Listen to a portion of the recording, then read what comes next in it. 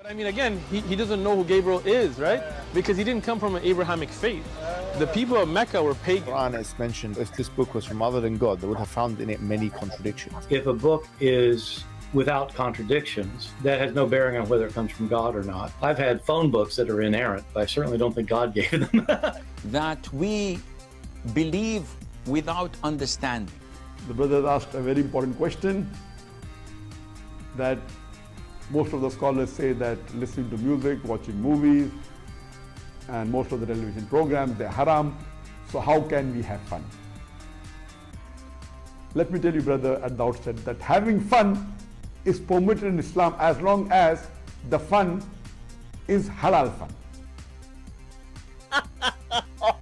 That the standard narrative has holes in it. The Prophet tells us because Satan or the devil sleeps over our nostrils. Those who oversleep and not pray Fajr on time, Satan urinates in their ears. I really do think Jesus was crucified and that he really was dead and buried. He thought that he was a son of God in the sense that he was specially chosen by God. I think Jesus really did think he was going to be the Messiah, the future king of Israel. I mean, that is, after all, why they crucified him.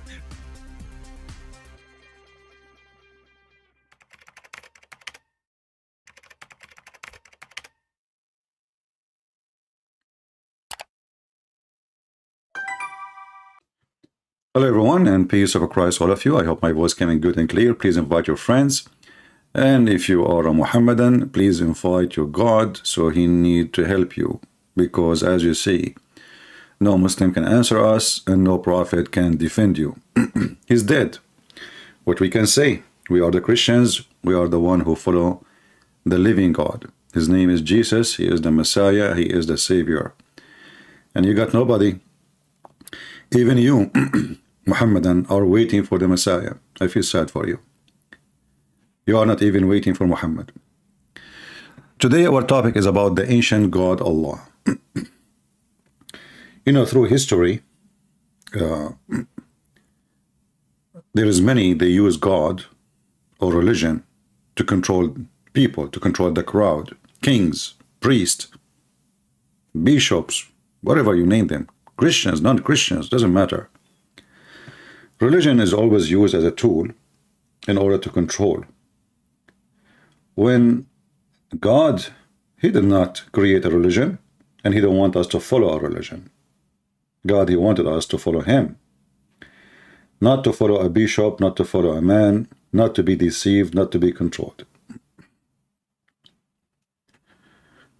Muhammad, even though he is mentally ill, but he got a very simple idea. If I say God said, who is going to discuss with me? If I say I said, they would discuss with me. So he said to himself, okay, I will say to them, obey the prophet in order to obey me. And then even if I say something stupid, nobody will dare to question. My Skype is open. If there is any Muhammadan would like to join us, feel free. Muhammad is a very famous person with his stupidity. I mean, this guy, he keep giving. He never give up being stupid. There is something the Muslims, they keep saying to us, that in Islam there is something called abrogated verses. If you ask them, what do you mean? Actually, one of you sent me an email.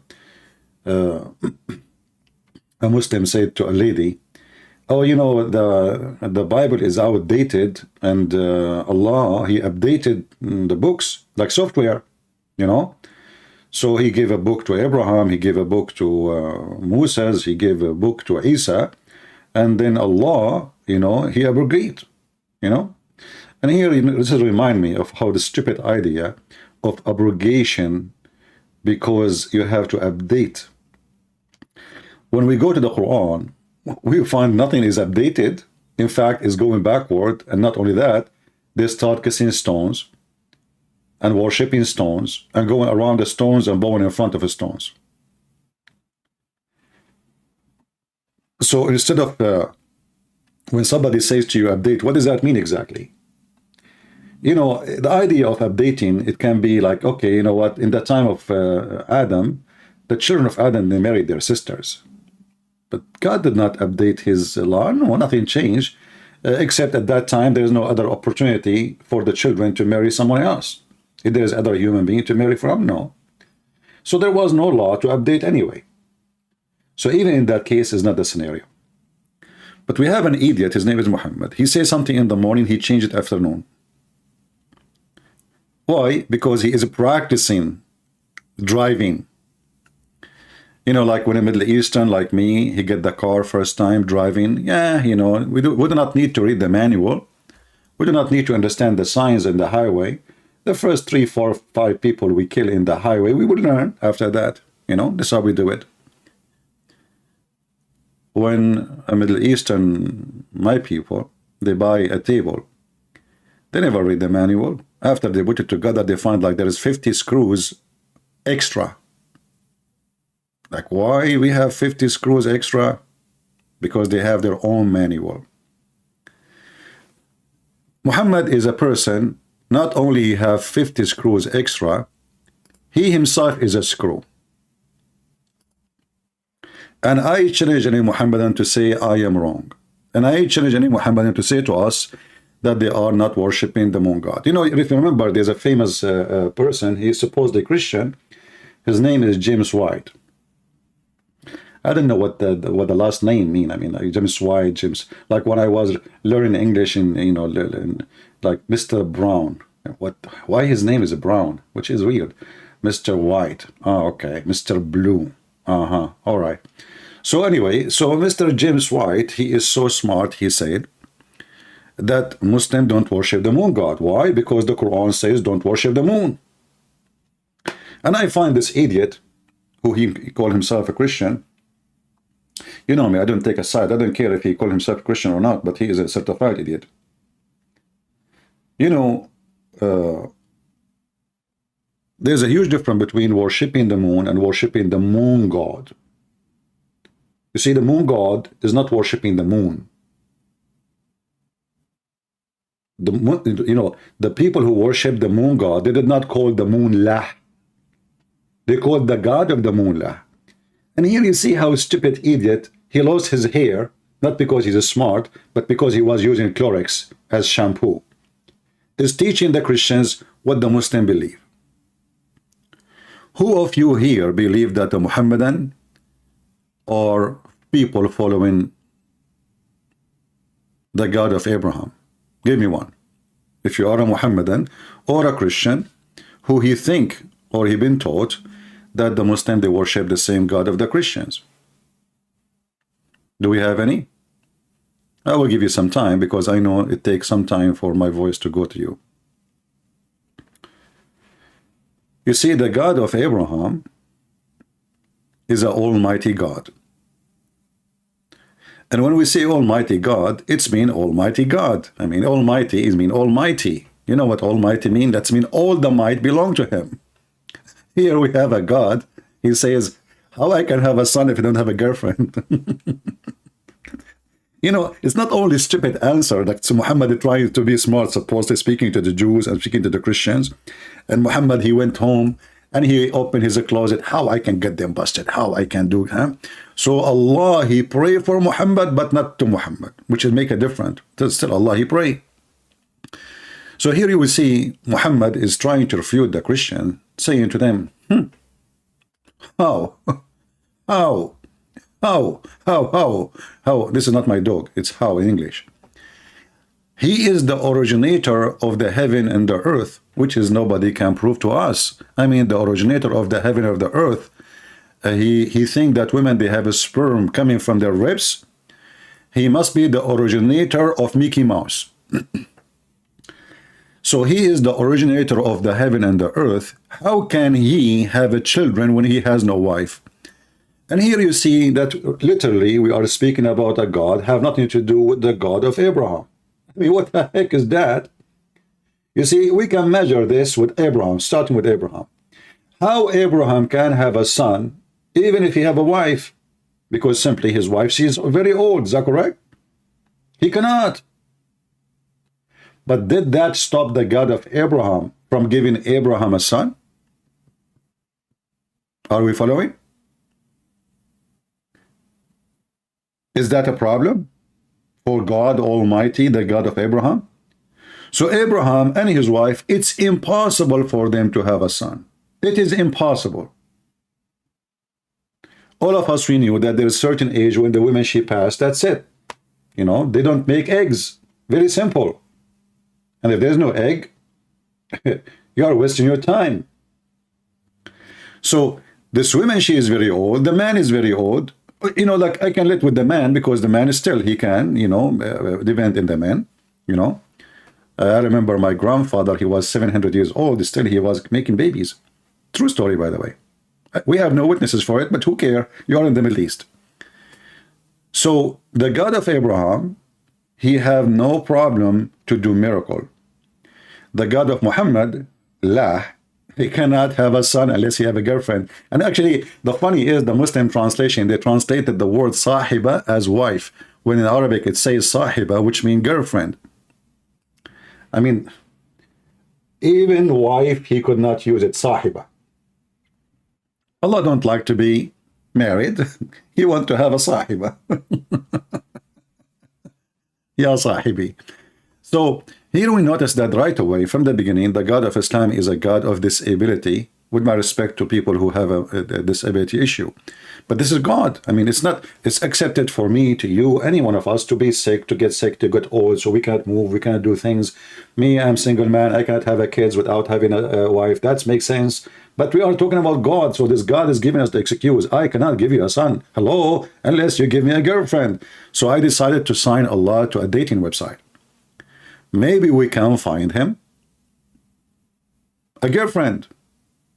And what make it even more stupid, that Allah, he said in different verse, Aka Muhammad. You know, when we say Allah is talking, that is Muhammad, you're right? So, Muhammad, Aka Allah, he said,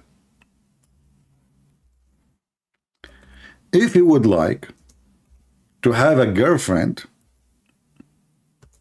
you know, to sleep with, we will take a partner from ourselves. Yeah. And that make it more hilarious. So listen to this.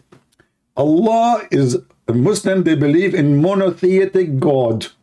He is not the moon god, brother, yet they have the crescent moon in the top of their mosque. Why the crescent moon there? Because it's beautiful, that's all. You know, we like it. So in chapter 21, verse number 17, and by the way, the Muslim, they make Quran, have chapters and verses trying to copy the Bible. Otherwise, those people do not know even how to make a book. This is why when Muhammad died, there's no book. What book? If we ask the Muslim, what is your Quran? They don't have one single copy, not even one single page. Don't ask me questions, please, out of my topic until we finish. I mean, why people like this? You go to the classroom, you put your hand up right away when I speak about Joe Biden. What Joe Biden have to do with my topic? Wait. What do you think about Maturidi Muslim? What is that? Maturidi? I don't know. I never heard of it. Is that a new brand? I'm sure you are saying the word wrong. So here, how have we intended to take a pastime, i.e. a wife or a son, etc.? I like it when the Muhammadan, they say, etc. What does that mean? A car? A cousin? A zucchini? I mean, how in the world that work for you? Etc. I mean, there is more. First time I start learning English, you know, I learned the word etc. You know. So my mom, she said to me, "What time you want to come back home?" I say 6, 7, 8, 9, etc. What the heck is that?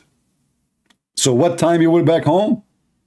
6, 7, 8, 9, etc. So when the Muslim, they say to you, etc., we are talking about taking a partner. What do you mean, etc.? And how Allah, he can take a partner from us when he is supposedly unique and there is nobody like him?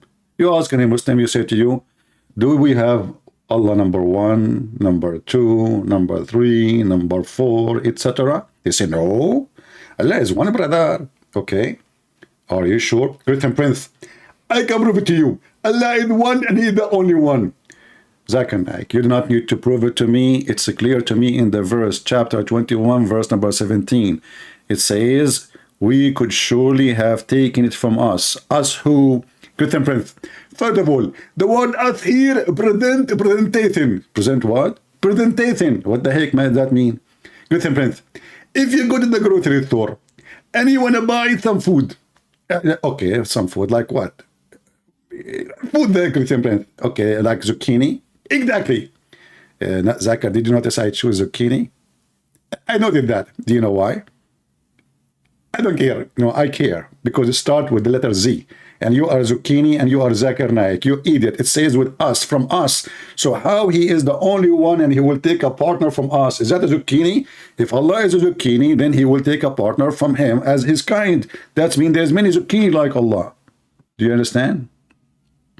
So here we notice that Mr. Zucchini, aka God, aka Allah, aka Muhammad, he come with an idea that he is the only God. Everybody have to worship him. But then he want to take a partner. He will take it from us. Hey Allah, what do you mean? And until now, the Muslims are busy trying to explain. So you will find the Muslims saying, the scholars agree about, to disagree about what this verse mean. Like, what the heck is that mean? Etc. So we agree about to disagree.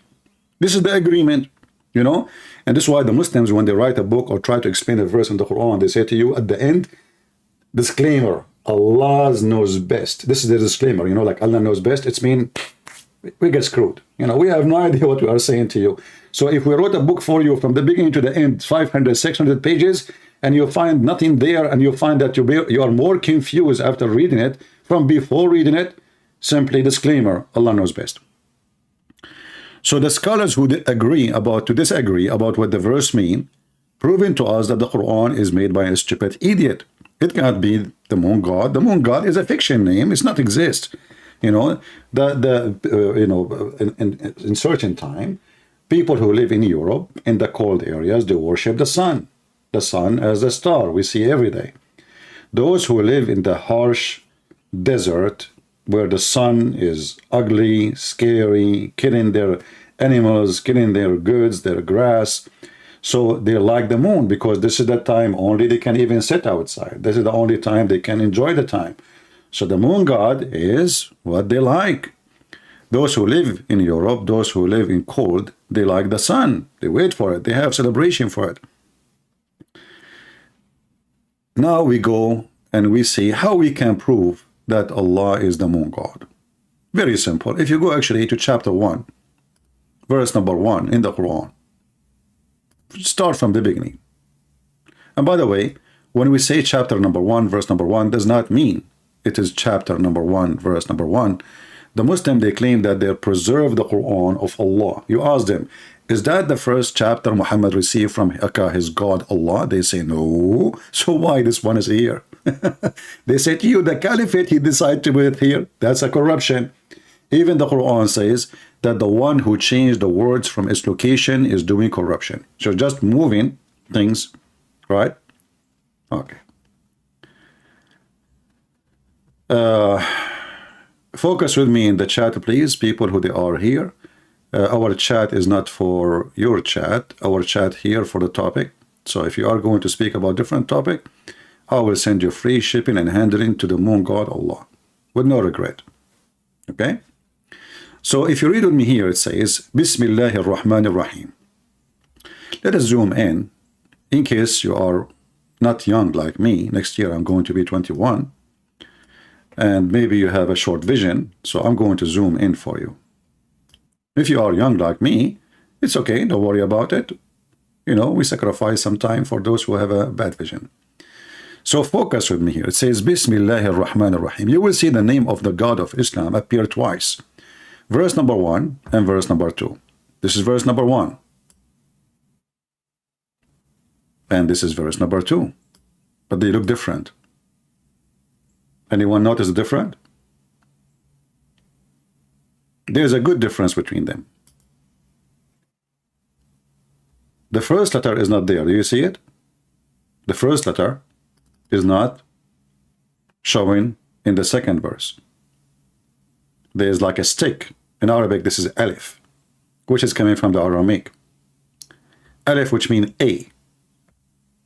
A is alif. Alif is like the way you say it as a word. You know, like in the Aramaic alphabet, every letter it's have a name.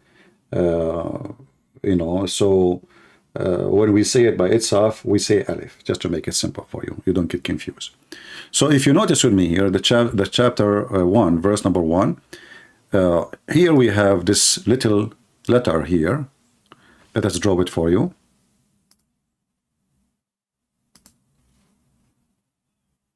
You see it? Actually, let me change the color. Give me a second. So here we have this letter, which is not showing in the second verse. Let us highlight the second verse.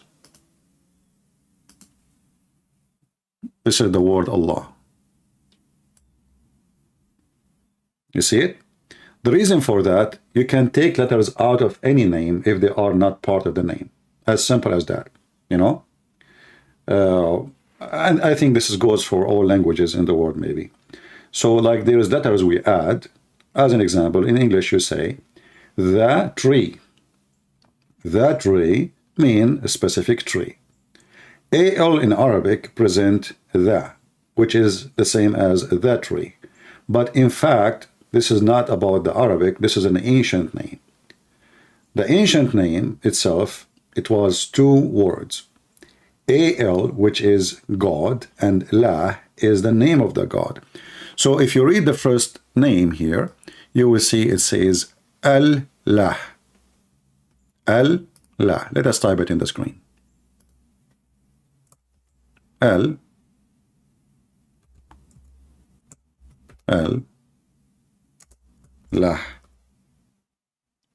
Al is a very well-known word used by Aramaic, used by pagan. Is not like something specific for Christian or Jews or whatever. This is a very ancient word used for the word God. This is why actually by time, even in the Hebrew, in the old Hebrew, Israel used to be Israel, not Israel. Mikael used to be Mikael. Ishmael used to be Ishmael. So Al was God. This is not a word for a specific God, it's a word for God. Which means it can be for pagan, it can be for the God of the Christian, it can be for any God. So Allah simply mean God lah. This is why we see in the first verse that is missing. Why? Because the second verse doesn't say Allah. The second verse says li lah. Li in Arabic mean two.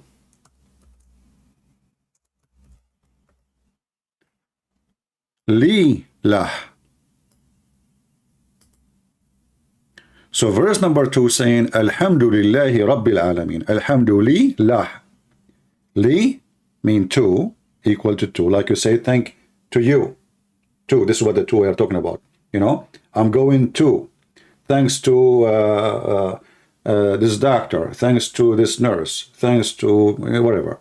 You know, thanks to your mother-in-law, because she made your marriage very fun, very nice.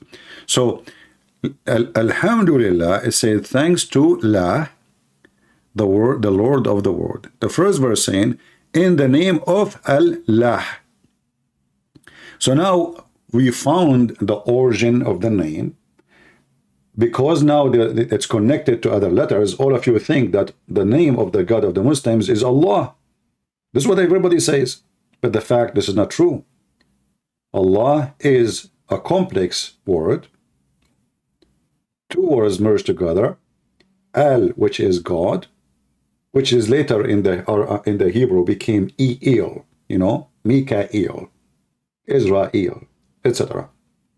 Did I say etc.? Yeah. So we prove now the origin of the name of the God of Islam. Now, actually, if we go in the word al, which is presenting the word God, it can be appearing in the beginning of the word. Just take a note of that. Or it can come at the end. As an example, when we say Mikael, this is at the end, right? But there is many words. The word el appear in the beginning. So this word can be movable between the beginning or the end. It can appear at the end. It can appear at the beginning. This is why we see the Muslims. The Quran says Jibreel, El. So the Quran is mixing between the two languages, the ancient Aramaic and the new Aramaic, and the new Hebrew. So Jibreel have El at the end, which used to be Al long time ago in the ancient time. And actually this is where the name of the God of Islam is coming from. It's coming from the ancient time. It's not a new name. It's not a new God. It's a very, very ancient God. Go way, in history. You can go a little bit search in the Prophet Google, peace be upon him, and you will find a lot of articles written about it. Now, if you go actually to other God, let us take a screenshot of this one. You can do the same on your side, because we want to clean the screen here so we can go to different verses. You will notice that the Quran speaks about God. His name is Baal. Do we know who is Baal? Who do not know Baal?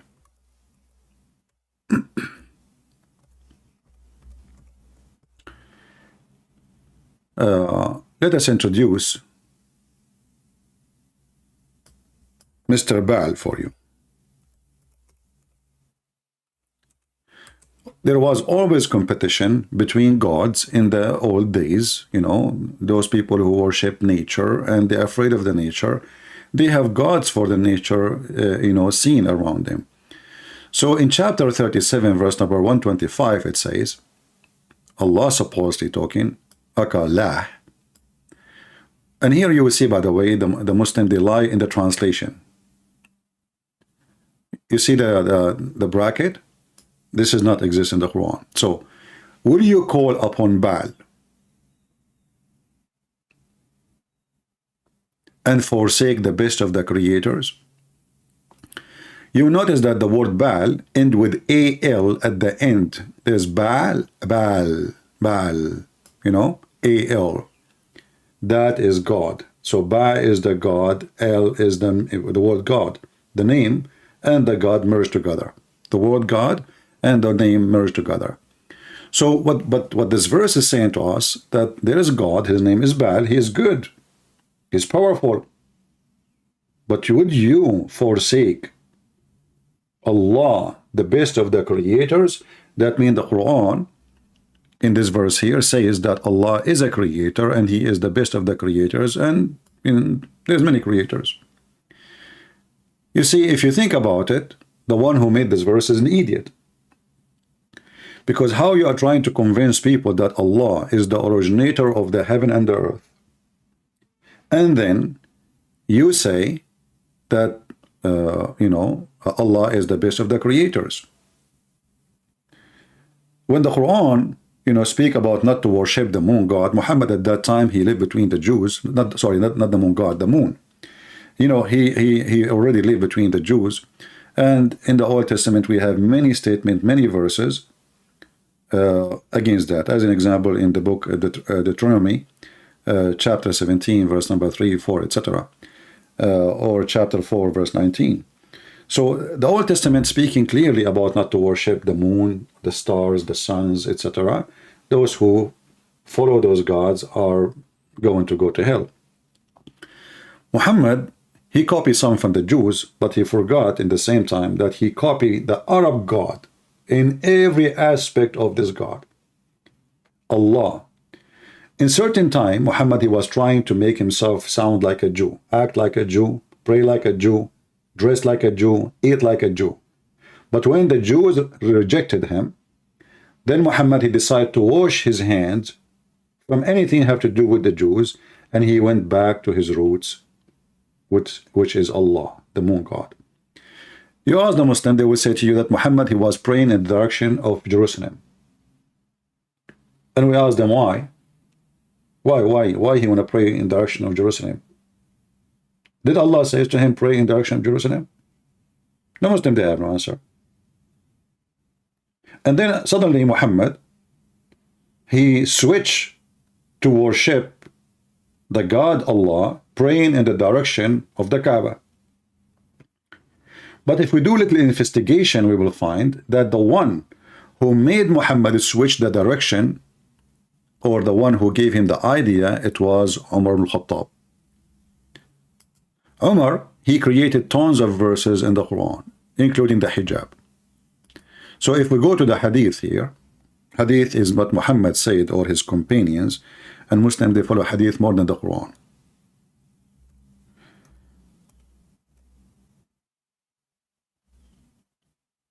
Umar, he says, I agreed with my Lord, and my Lord agreed with me in 3.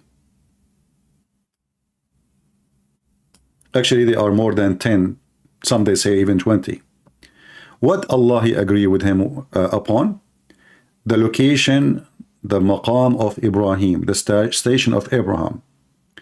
So Muhammad, he claimed that Abraham is the one who built the Kaaba, which is very funny and very stupid to say. However, we know that this is the moon god, Kaaba, and it have the moon god rocks from the temple of Al-Makkah, which is located in Yemen. But here you notice that not only Muhammad is a prophet, receive inspiration from Allah, we have another prophet in Islam, his name is Umar ibn Khattab. If you read with me here, it says, my Lord agreed with me in 3 things. I said, O Allah, apostle, I wish you took a station of Abraham as our praying place.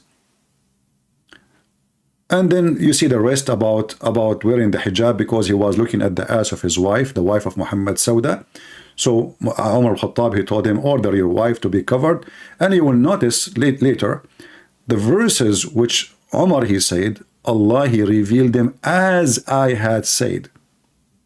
As I had said, exactly. You know? So whatever Umar, he said, suddenly it became Quran. And obviously Umar, he knew that Muhammad is a fraud.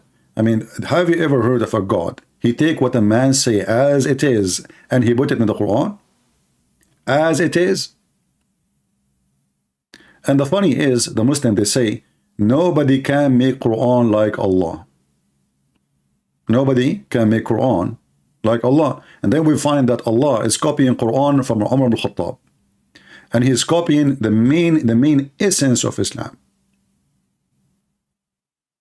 You see it?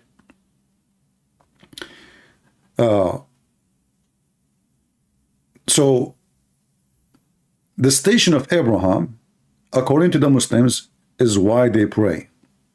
So they will say to you, well, how we are worshiping the moon god, and we are praying to the station of Abraham. But then we ask ourselves, if there is any reference in the world exist for the Jews. You see, the Jews and the Christians are not too much in love, you know. I mean, there's a long history of enmity between both, if we can say. So how come the Christian and the Jews agree that Abraham never went there? And how come books written before Muhammad exist, they never mention that Abraham went there? I mean, you see, I can say after Muhammad came, maybe somebody don't want to show, but we are talking about books written way long before Muhammad is even exist. Nobody mentioned that Abraham was there.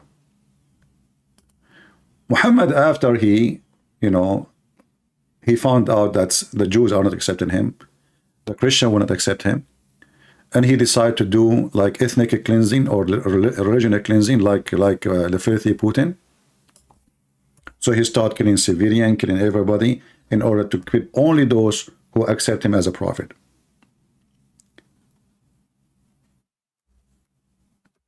If you remember, he said, if I become victorious, I will not let anyone live except, especially the Christian and the Jews. I'm going to kill them all. I will expel them or kill them. So if I am victorious, I will not allow anyone is a Christian or a Jew to live in the Arabian Peninsula, except Muslims. And this is why I find that Putin, he is too much in love with Muhammad, and he like to be a criminal like him. You know, this is why he's trying to kill as many as he can from civilian. They kicked his ass in Ukraine. His army ran away. Kadyrov, he ran away like a puppy with his show-off TV station army. And then suddenly, Putin, what he do? He seek revenge by bombing the civilian. Very, very normal behavior from a filthy person like Muhammad, like Putin. Going back to our topic, Muhammad, who worshipped the moon god, as you see, the Christians and the Jews rejected him. Actually, Muhammad, he said, if only 10 Jews, only 10 accepted me as a prophet, the whole Jews will accept me. So the Muslim here, they added between two brackets, the prophet said, had only 10 Jews, between two brackets, they says, among their chief. You stupid idiot, what chief? What chief? The prophet said, only 10 Jews. He didn't ever mention the chief. But they want to tell you how we can fix this issue. Not even 10 Jews accepted Muhammad. Not even 10 accepted Muhammad. Here you need to ask yourself why. The answer is very simple. Muhammad is a pagan man. He's worshipping the moon god, and he failed in every aspect of what he claimed to be a prophet. If you go in the Quran, you will see people, they keep saying to him, how come you don't have just one sign? Just one sign. Can't your God make one sign? I mean, we are not asking you for 100. Just one. We will find this all over the Quran. And we cannot find anywhere in the Quran Muhammad making a miracle. The Muslim, they say to you, oh, the Quran mentioned the moon splitting. The Quran never even mentioned that Muhammad did a miracle, including that chapter. Go read it. Actually, that one is additional proof that Muhammad is a fraud, because the same chapter says Muhammad had no miracle. If you read what the Quran said about Muhammad,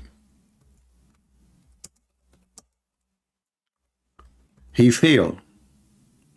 As an example, chapter 6, verse number 37, chapter 10, verse number 20, chapter 13, verse number 7, chapter 13, verse number 27. All what they are saying, you know what? Just a sign. Just a sign. Like one sign. This God, this man, he claimed that he is sent by God. Can't he give us a sign? One miracle? Look what the answer was. And the disbeliever says, why not a sign sent down to him from his Lord? Allah said to Muhammad, you are only a warner. Did you see it? So a warner, he should not have a sign.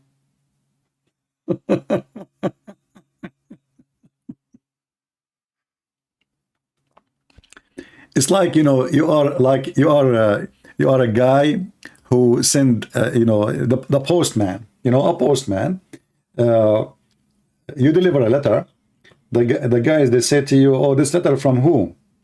You say, I don't know, I'm just a warner. This is a letter coming to you, you know?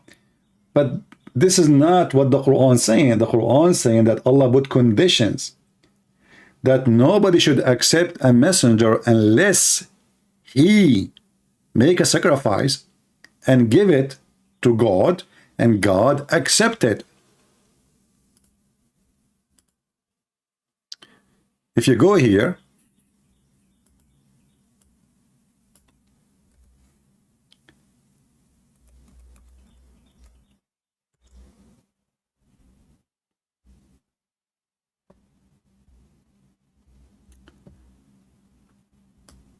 chapter 3, verse 183,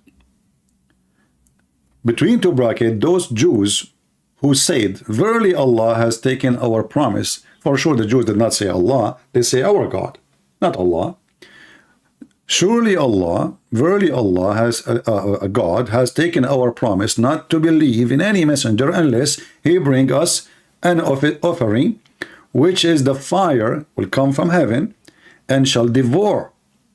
Say, now Allah is answering them supposedly, Verily there come to you messengers before me with the clear signs, and even with what you speak of, why you did then kill them if you are truthful. Here you see Muhammad is getting screwed. What is the answer why he don't have a sign? Well, before me there is many messengers, they come to you as you are asking, but this is not what they are asking. The stupid Muhammad, he forgot that he just confirmed that Allah, he made a condition. Read carefully, it says, the Jews said, verily Allah has taken our promise not to believe. Muhammad, the idiot, he did not say, oh, Allah did not ask you for that. He confirmed it. So how Allah, he made him promise not to accept a messenger unless he have a sign, and then Allah, he said to them, well, I sent you before, you did not accept them and you killed them. And then we asked the Muslims, can you name for me one messenger of God the Jews they killed? Any Muslim can name for me the messenger of God which the Jews killed? Any Muhammadan? What now? You will say Jesus? Hey Abdul, any help? Allah is in trouble. Huh? Which one? The prophet, or it says here many of them. You see, it's not even one. You kill them. You kill them. Do you see it? It says kill them. Not one, not two, not three. So who is the messengers who the Jews killed them? If the Muslim, they say Isa, well, that will get Muhammad busted. And still that will not fix the problem. Because according to Quran, Isa was not crucified, right? So that is stupid. Secondly, even if they say yes, it says them. Who? Like who? Name them. You know, this God in the Quran, he have time to speak about the ant speaking to the other ants. She told them to hide because Solomon is coming. He will crush you, but he don't have time to tell us such an important event. The Jews killed many prophets. What their names? So Muhammad, because he have no ability to make a sign, he is a false messenger. He have a false sign. He have nothing. And then we open the books of hadith. We will find tons of miracles. As an example, Muhammad, he converted the lizard to Islam. There's a hadith says that when Muhammad, he walked, the trees say, Assalamu alaikum. All the trees. Thank God. Muhammad don't live in Amazon. You can imagine how much noisy will be Amazon because Muhammad is walking by. All the trees saying, Assalamu alaikum, Prophet. Assalamu alaikum, Prophet. Rocks, they say Assalamu alaikum. So, you know, if Muhammad is really a prophet and those are true stories, then the Quran should say, well, here we go. You know, Muhammad have tons of miracles. Are you blind? But the Quran confirmed that Muhammad has zero miracle. And the only miracle, Allah supposedly, he asked the Jews not to accept any messenger except the same miracle of Abraham. You remember? The same miracle of Abraham. Not only that, the same miracle of Adam. The Muslim believe that the first one who gave sacrifice, it was the children of Adam. If you remember the story, that Adam, he used to have kids, and his wife Eve, she used to give birth to twin. One boy, one girl in the time. And then one twin, the girl, she have a cross eyes. So now the two brothers, they don't want to marry that girl. You know, they are fighting about the one girl who have nice eyes. This is according to the Muslim story. Don't ask me. Don't tell me where you got the story from. Muhammad, he come with a lot of stories. So now both of them, they don't want to marry the one have a cross eyes, and they want to marry the women or the girl who have nice eyes. So how Allah, who is going to decide who is going to marry this girl? So Allah told Adam, tell them to give a sacrifice, and the one I send the fire to devour the sacrifice is the one who will marry that girl. So this is something Allah He practiced all the time according to Muhammad. And here you see how Muhammad is mixing between the moon god and the God of Abraham. So, and this is what make it confusing for many. How we say that Muhammad is worshiping the moon god, and then we find Abraham, we find Moses, we find Adam, we find a lot of names. Simply all of Islam is a story in names. This is why if you ask Muslim what Adam mean, they do not know. What Abraham mean, they do not know. Okay, what Isa mean, they do not know. Okay, what Moses mean, they do not know. Why? For Muhammad, when he moved and he lived between the Jews, he started learning stories. So he started merging the stories of the Jews into his cult or his pagan religion, worshipping the moon god. And that what make it very confusing for some naive, especially in the West, who they think really that Muhammad is a prophet and he worshipped the same God of Abraham. And not only that, you will see many donkeys, sadly, including in our churches, teaching your kids that the Muslims are from Ishmael. When the Bible itself, if you go in the Old Testament, you will see that the Bible says that the mother of Ishmael, she took her son and she married him to an Egyptian woman. So you ask those idiots where they got this from. How in the world you come to the conclusion that Ishmael is the son or he's the father of the Arab, when the Arab was exist before Ishmael? Stupid people. What we can say? Copy paste. Now,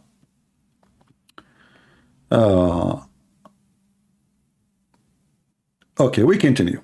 So here we see, do we have any Muslim would like to talk to us?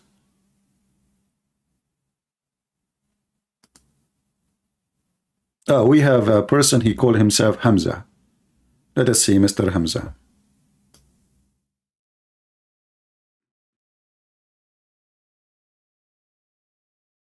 Give me a second.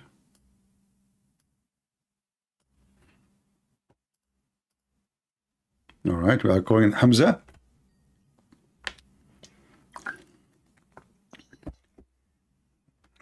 I know he is a kid. This is why his microphone is muted. It is a Muslim. He is spitting. They cannot debate me. Nobody heard you, by the way. You know, I know that Muslims, they are not the quality who they can call and speak nicely. He is spitting. You know, are you spitting in the Quran? What we will do now? Your spit is more clean than the Quran. So now we have to wash your spit, give it back to you. Okay? You made your spit dirty. What I can say now?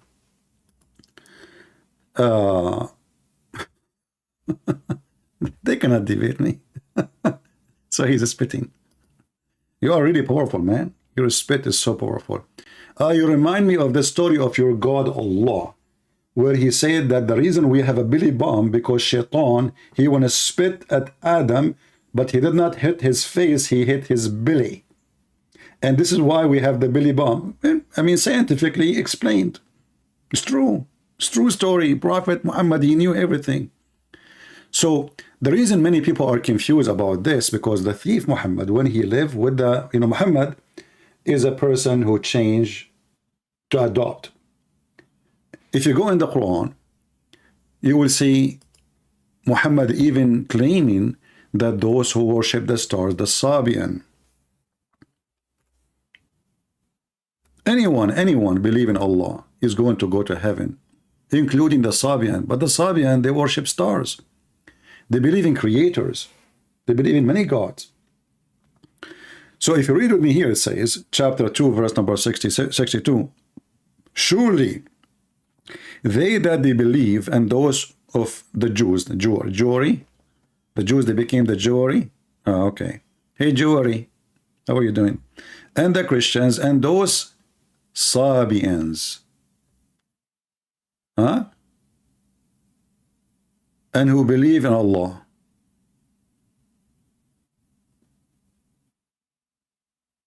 Do you notice with me how Muhammad here?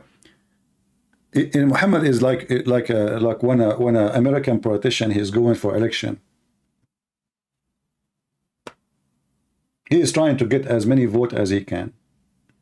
So Hindu is okay, Christians is okay, Buddha is okay, homosexual is okay, atheist is okay, all of you are going to be saved, no problem, just believe in me. So now Muhammad here, he added the Sabians, which everyone knows that those people, they really truly people who believe in Allah, not the Christians. The Sabian, they believe in gods in ranks. If you remember, there's a book, it's called Kanza Rabba. Kanza Rabba, let me see if we can open it for you.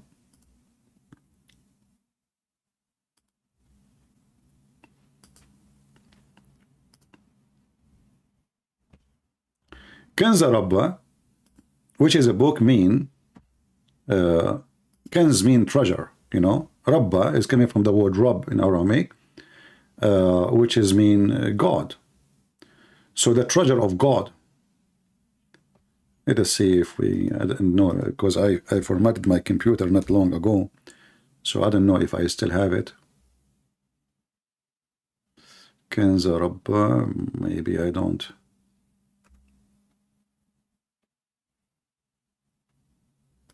Yeah, I think I don't have it no more.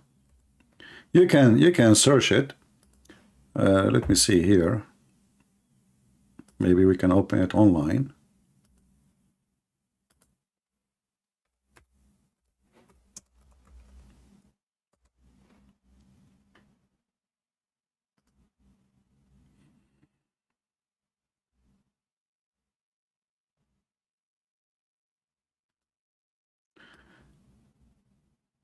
Yeah, actually here, I want like, I prefer to have the book.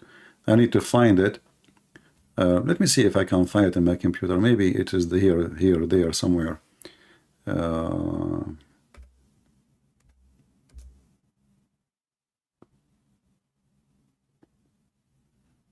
No.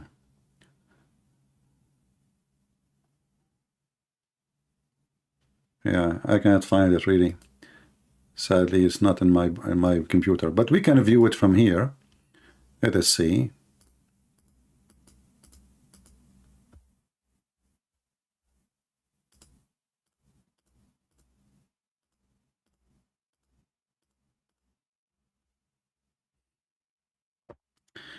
This is the book. It's called Kanza Rabba, the book of the Sabian. And if you go actually check out what the Sabian they believe and what they practice, you will find Muhammad, he copied a lot of things from them. Actually, the Sabian, they believe that the God of the Jews, Adonai, is the devil. Why? Anyone knows why? What is the reason why the Sabian, they hate the God of the Jews? Adonai is the God of the Jews, who is the devil. Why? Because he is the one who killed and destroyed the army of the Pharaoh. The Pharaoh himself, the Sabian believed the Pharaoh himself was a Sabian. Sabian, they used to be one of the major religions in the Middle East. Very popular. And actually even the moon god temple, which is in Mecca, Al-Makkah in Yemen, is built by the Sabian. So this is the book of As-Sabian, as you see in the front of you.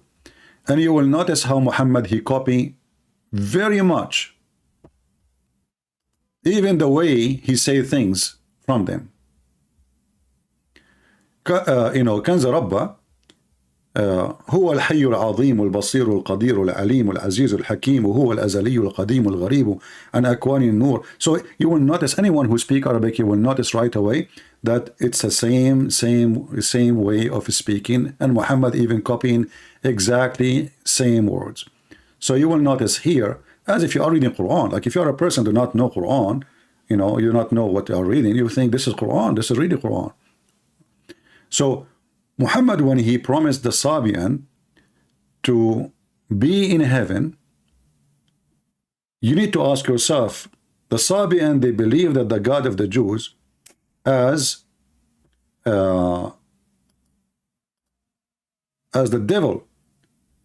So how the God of the devil, I mean the God who is the devil is the God of the Jews, and the God of the Sabian both suddenly became same one God? It doesn't make sense. In the book of the Sabian, it says that Adonai, the devil, he ordered his followers, the Jews, to do circumcision, an act of evil. So for the Sabian, circumcision is an act of an evil coming from the God Adonai, who is the devil according to them. And then Muhammad, he copied that devil teaching from the Jews, which is supposedly the circumcision. Now, for sure, Muhammad, he have his own stories, that as an example, that when Abraham, he did circumcise himself, he did it himself by using an adze, which is very normal. I'm assuming at that time, excuse my language, that Abraham, his private part was very long, and there's no way Abraham will miss. I mean, if the tip of it is maybe a couple of 100 centimeters, so there's no way. You need an adze, you know, you need an adze, you know. I don't know if you know what adze is. So Muhammad, he have a lot of stupid mixing between religions, and he kept the name of the God, Allah, the one God, and now he is bringing the Sabian, he is bringing Abraham, he is bringing the Christians, he is bringing the Jews. All of this is mixed together in a new religion. It's called Islam. So Islam became like the most funny, silly mix, but even between the enemies, like the Sabian who hate the God of the Jews, who he destroyed the army of the Pharaoh, suddenly is the same God. He is the God of the Sabian and the God of the Muslims. But we have actually way more proofs that Muhammad still he is in his root as a pagan person.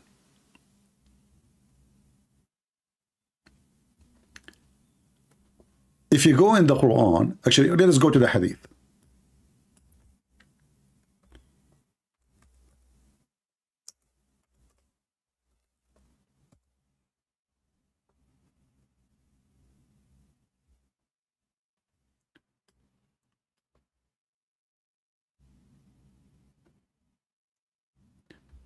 Where the sun come from? The sun is the enemy of the God of the of Muhammad, and Shaitan is in control of the sun.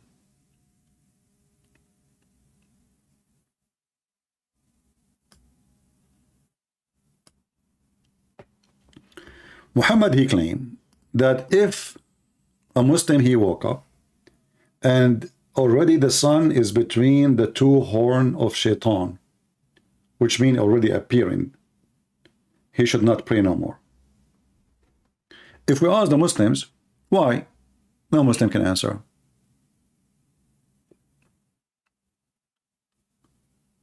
Even Muhammad, he pointed his finger at his house and he said, from here,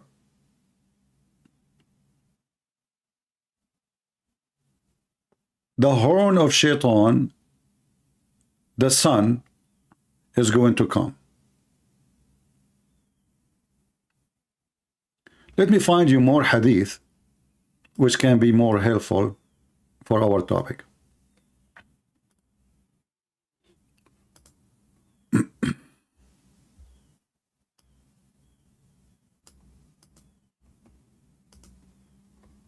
Let us see.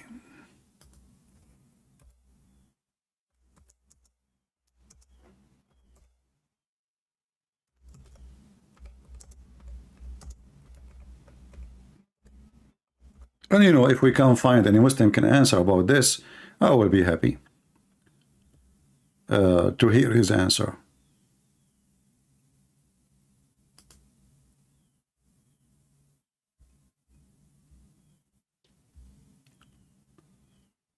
Let us see.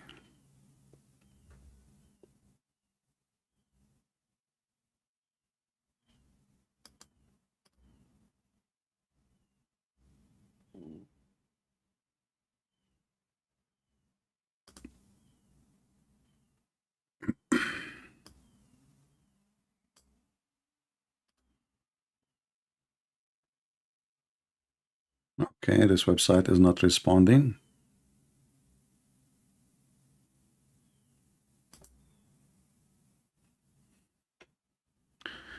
Let us see this one here.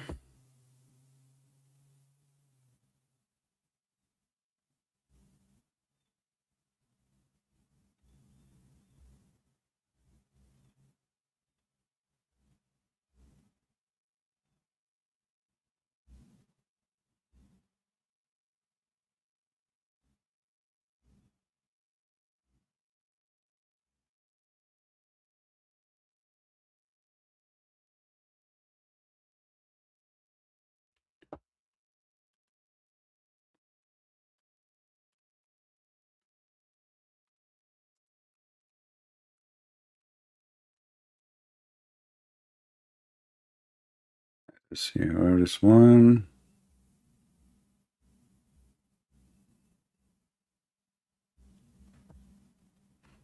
Let us see this one. That will help. And here you see Muhammad. He is mixing between his old previous belief and what he learned from the Jews, and but from time to time he have to go back to his roots. He reported that Allah Messenger saying, "This is how hypocrite prays. He sit watching the sun when it become yellow, and between the horn of the devil, he raises and he pray for, like he pray 4 times." All right. So if we ask the Muslims where the sun is rising from, why the sun is rising from between the 2 horns of the devil, what does that exactly mean? Any Muslim can answer? As we know, there is a competition between the god of the moon and the god of the sun. The god of the sun is the enemy, is the sun which the Arab they hate.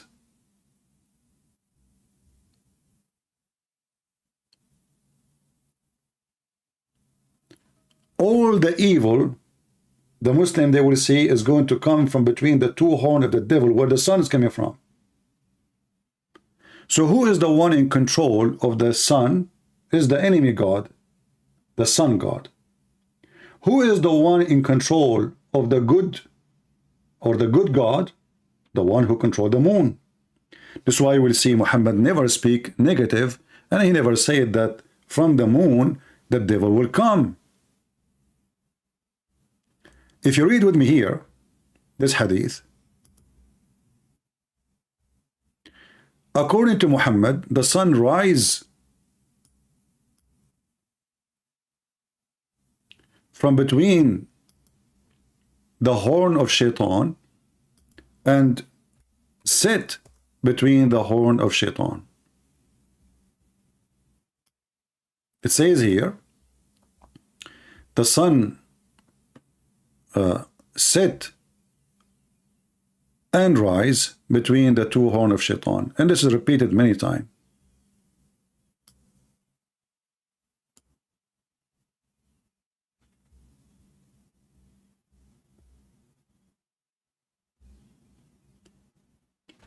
This is an old belief the pagan Arab they believe in, because they hate the sun. The sun is their enemy, is the one who killed their crops, is the one who killed their animals, is the one who killed them with thirst, no water, no rain, heat.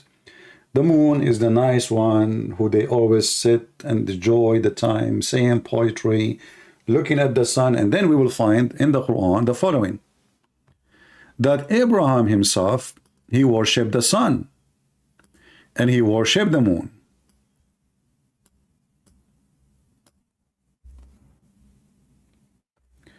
And the sun was called Akbar.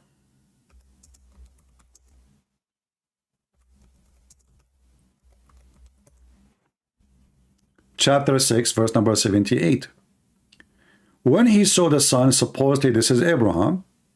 So in verse number 77 or 76, you can read it from 75, that Abraham, he saw, he is looking at the sky, looking and wondering, So he saw the moon. So he liked the moon. He said, "This is my God." And then when the moon disappeared, he says, "I love not those who disappear."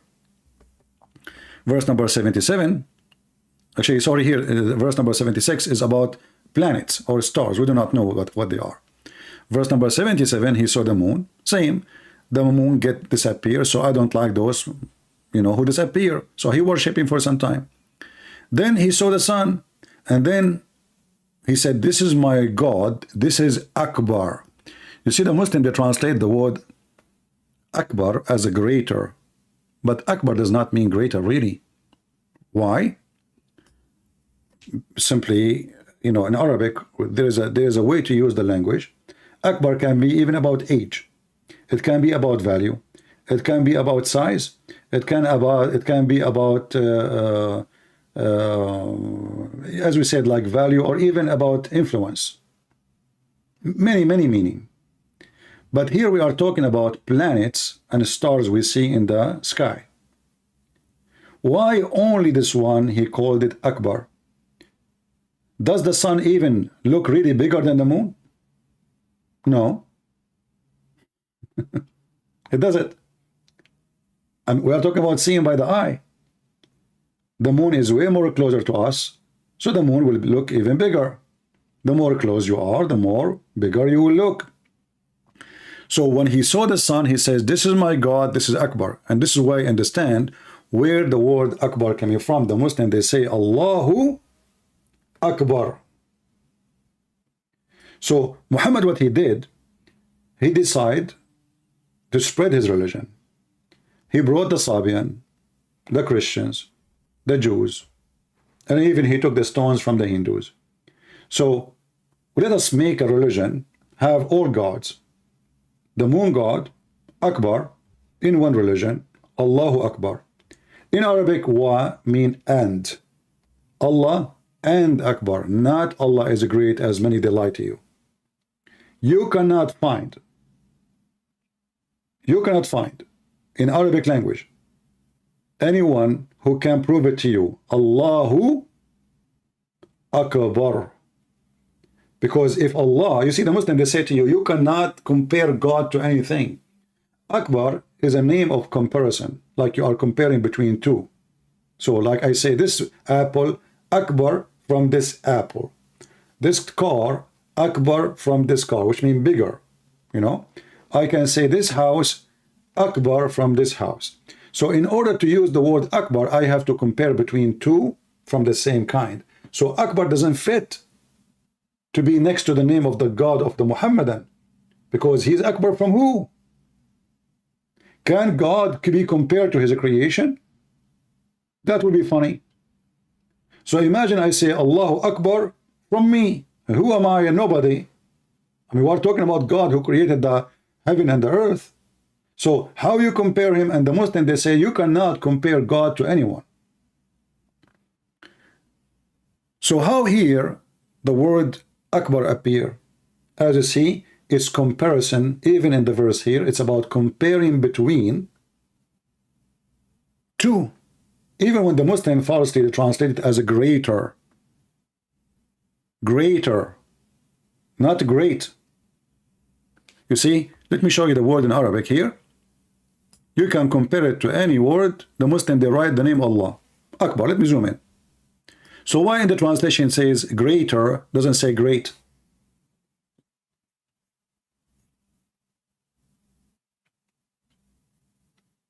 You will see even some naive Christians who make videos even against Islam because they learn Islam from Muslims or from Muslim books written by translated, so they don't know Arabic. So they say, oh, Allahu Akbar mean God is great. But Akbar does not mean great. If we will use it as a great, mean a greater, then the sentence is missing. You have to continue. Greater than what? You know, if I say this guy is bigger than what? Then who? You're going to just say bigger and stop. But because it was meant to be a name, Akbar is the name of the God, which is the sun God. And this is why you see only when Abraham, according to Muhammad, only when he saw the sun, he used the word Akbar. He said, this is Hada Akbar. Hada means this is Akbar. He is giving him a name. Or he's giving the sun a name. This is Akbar. And then suddenly, when the sun disappeared, Muhammad don't want to follow, as Abraham, he don't want to follow the sun. Why? Because it disappeared. And here you see how silly this story is. Look like Abraham, all his life, he never saw that the sun disappear and appear, the sun appear, disappear. And now he discovered it. Because look, why he decided not to worship the stars and the planets? Because they disappear. They appear in night time, disappear in the daytime. Okay, wonderful. Then he moved to worship the sun, the moon. Okay, why he stopped worshiping the moon? Because it appeared at night, disappear at the day. Okay. Now he moved to worship the sun. All right. Why? He stopped worshiping the sun because the sun appeared in the day, disappear at night. The reason in front of you. He says, but when it's set, he said, oh my people, surely I am quit of this associate. Why? Because it's set. And here you ask yourself, is it possible that Abraham, a growing man, he never noticed that all of them are the same, they set, they appear, disappear, appear, disappear? Maybe Abraham was inside the box, he never saw the sun setting before. He never saw the day and the night before. So the whole story is a stupid story. But the important for us that Abraham, he says, I am Hanif. And the Muslim, they copy that word because they do not understand what the word Hanif mean. Hanif mean pagan. Every Muslim, he says, I am Hanif. Qasde. Why? Because the Quran says that Abraham said, I am Hanif. What Hanif mean? They don't know. This is an Aramaic word.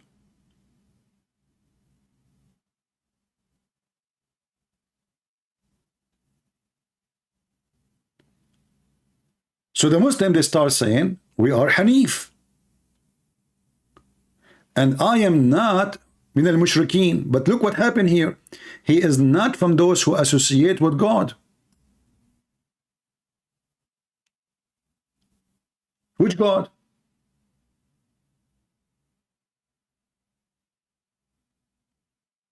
The guy a second ago was worshiping the sun. Did he find a new God now? And you will notice here how silly this story is, because it is Abraham who decided to follow the stars, not following his people. He decided. He saw the moon rising. He said, this is my Lord. You see, it's not his dad said to him, we worship the moon. Let us worship the moon. No. It's not his people. They saw the stars. According to Muhammad, it was the decision of Abraham. And then his people, they debate with him. He says, I turn my face to him who originated the heaven and the earth. Okay, who? Until now we do not know.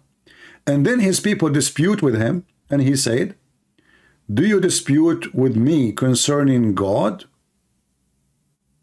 Translation is false. In Arabic it says, concerning Allah.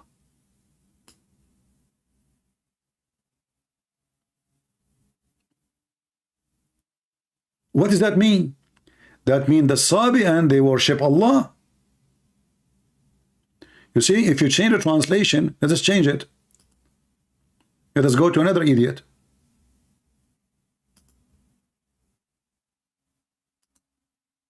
Do you see it? Are you arguing with me about Allah? Okay, if you go a little bit more, the verse after it says, you are associating with him. That's mean the pagans, the Sabian, the people of Abraham, they worship Allah too. And this is where Allah is coming from. Do you see it? So what the Quran confirmed, that Allah is coming from the people of Abraham.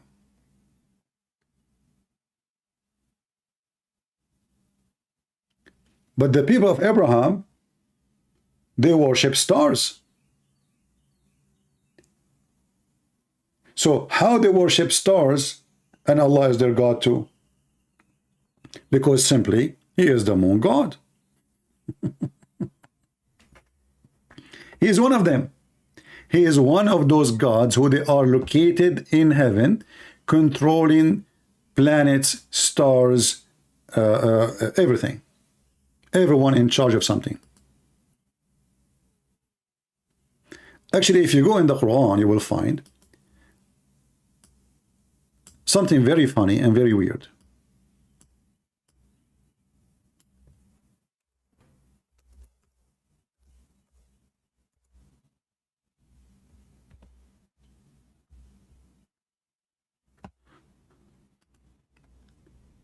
The moon god is the one who controlled the moon. Why is called the moon god? Because he is in charge of the moon. The moon, his favorite planet, his symbolic. Like, you know, every nation in a country, they have a symbolic. Some of them, they have a dove because they have too many doves. Some of them, they have a flower because they have too many of this flower, so it became symbolic for them. Some, they have an eagle because they have like the American eagle. So the symbolic of the God of Islam is what? Is the moon. And the moon, we have measured for it mentions. According to the moon god Allah, the moon move from point A to point B to point etc. He have 12 houses.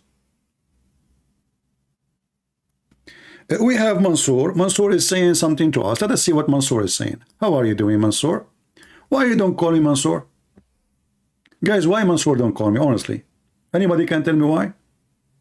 Call me Mansour. I will be happy to hear you. Look, Mansour saying to us, why you don't take tafsir? Okay, Mansour, do you accept the tafsir if I show you? Do you promise me if I show you tafsir right now on the screen? Do you swear by Allah that you will accept whatever tafsir says? Or you will say no? I'm waiting for the answer. Guess what Mansour will say? He will say, no, I don't accept all tafsir. Just wait, I'm waiting for him. Mansour, do you accept the tafsir I will show you? Do you accept any tafsir I can show you right now? Do you accept or not? Do you swear by Allah that you will accept any tafsir?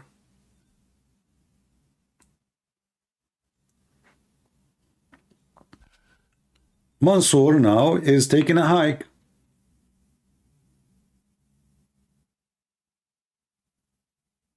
So if I show him Ibn Kathir explain how Allah make the women have a sperm coming from her ribs, he will say Ibn Kathir, he's a human. If I show him Al-Tabari, he's saying you can have sex with your sister, if she is a sister or daughter from adultery, he will say he's a human. If I show him Ibn Kathir saying the flying carpet and he carries 600,000 chairs on the top of it, he will say, well, he's a human. So the Muslims, the Muhammadan, when they are in the corner, they say, see tafsir. When we go to the books they are asking us to read, they wash their hand from it. Mansour said depends. I did not see that. Where is that? Let me go back so I can put it in the screen. He said depend, right? I know what he was saying. Yeah, depend. Where is Mansour? Ah, here we go. See, I know it. Depend. Well, my friend, if you have a religion of based on depends, that is not a religion. I mean, have you ever heard of such a religion? Mr. Depend in control? Depend? No comment. Mr. Mansour, he put us in the corner. Depend. I mean, it's obvious. So what we do? Depend.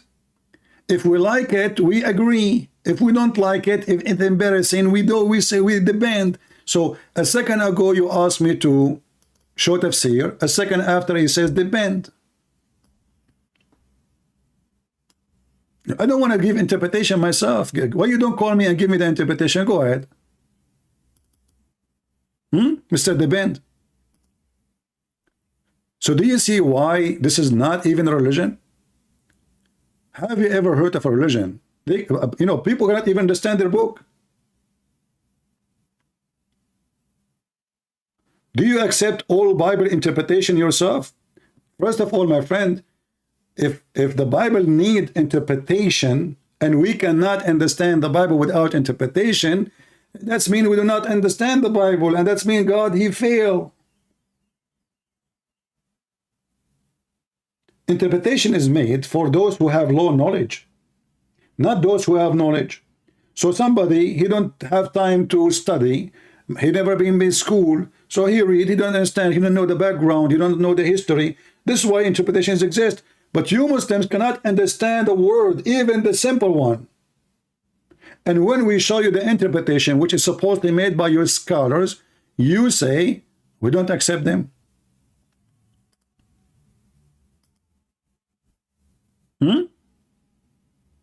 So now what we will do?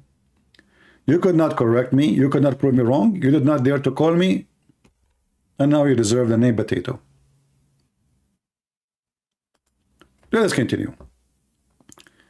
So here you will see that the God of Abraham, the Muslim Abraham, which by the way, his name is wrong. Muhammad in one time he says Ibrahim. In other verses says Abraham. Is it Ibrahim or Abraham? The guy, he can't repeat the name twice. So, in the moon we have measured, for it mentioned. What mentions? According to Muhammad, because he is following the Greek mythology, pagan mythology, that the moon have houses. And he moved from place to place. Every month he sleep in different place. How many places? 12 mansion, 12 villas.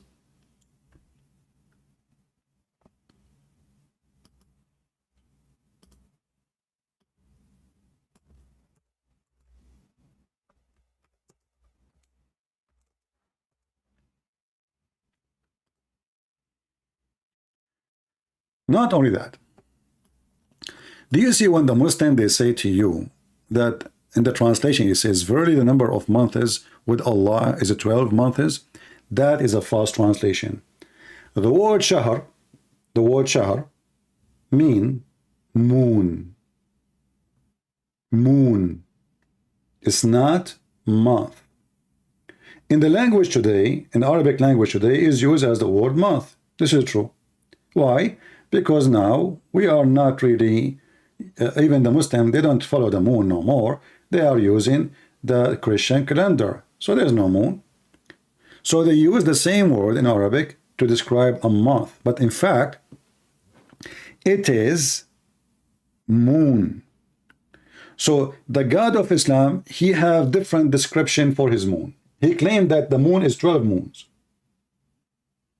Not one.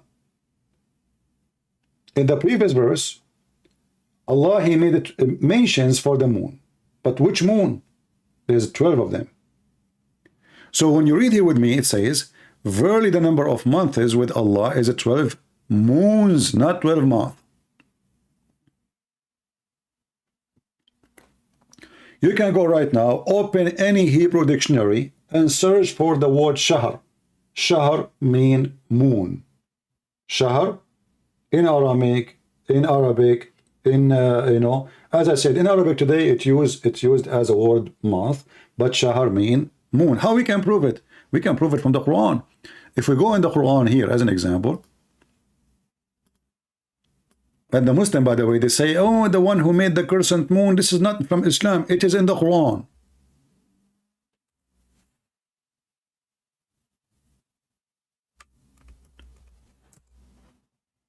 It is from the Quran.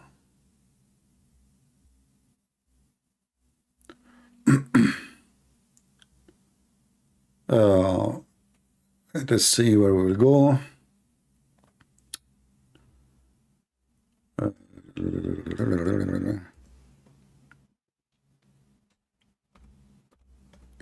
All of us, we knew in the month of Ramadan, the Muslim, they wait for what? Anyone can tell me? What the Muslim wait for? They wait for the moon. Which moon? If you look at the translation in front of me, you will see here something very weird. Whoever of you witnessed the month, how you can witness the month? What does that mean? Can we skip it, not to witness it? You know what I mean? You know, witness is about you being presented there in the time of the event. What do you mean witness the month? Obviously, this is false translation. In Arabic, it says, فَمَنْ شَهِدَ مِنْكُمُ الشَّهْرِ. Those who saw the moon, which is in a certain way, and we will show you what way it is. So this is here Aitani translation 185. Let us switch different translation. Let us see Hilali.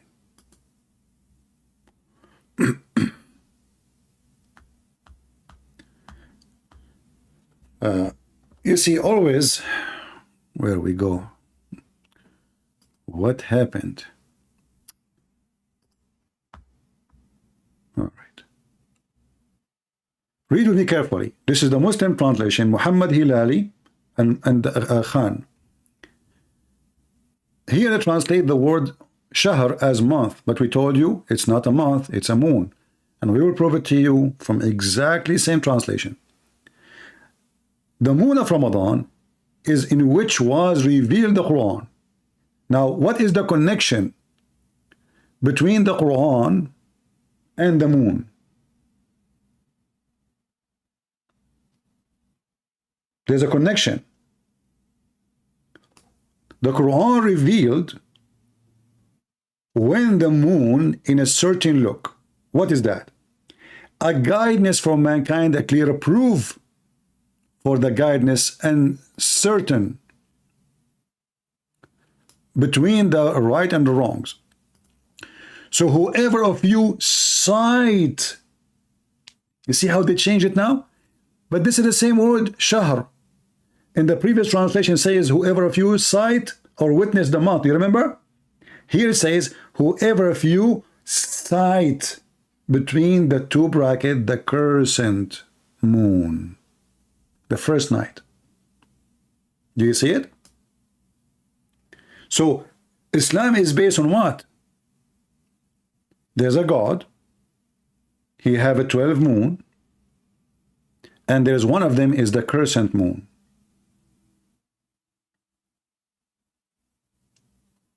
And this crescent moon is the sign of Allah. Whoever of you witness by sighting, you have to sight it by eyes, the first crescent moon, that is the moon of Ramadan, not the month of Ramadan. Do you see it?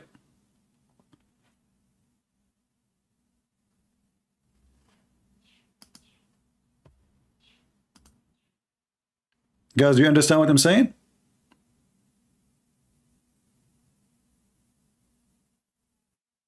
So whoever of you sight the crescent moon, the Muslim, they deny, they say, oh, this is the caliphate, he put it there, this is have nothing to do with Islam, the crescent moon. The crescent moon is not the symbolic of Allah. Allah himself, he chosen the crescent moon to be his sign, to start fasting for him. It's in the front of you. So the word shahr does not mean month, as the Muslim translate here. And here you see the hypocrisy. Why they translate the word shahr here as month, and then he translated as crescent moon? Because both words is the same word. Look, this is the word shahr here, and this is the word shahr here. So how you translate the word once as month and once as moon, specifically crescent moon? Let us move it here, hold on.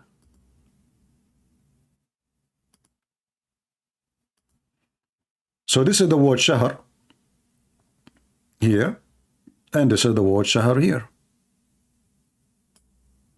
Same word.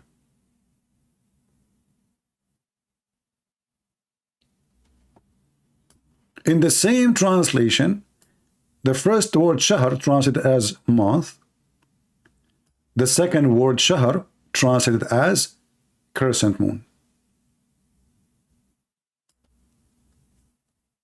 For it is the crescent moon.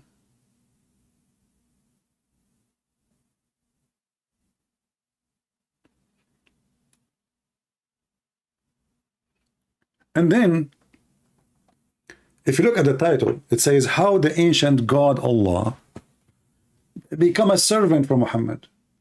Now we understand that this is the ancient God, it exists. Even the Muslim, they say, and they agree, that the pagan Arab, you ask them, who is the Arab before Muhammad, Quraysh? They say pagan. Okay, what they worship? They say idols. But in fact, the Arab, they worship Allah. There's a video made by this guy, his name is Sheikh Hakim, something like that, the funny guy.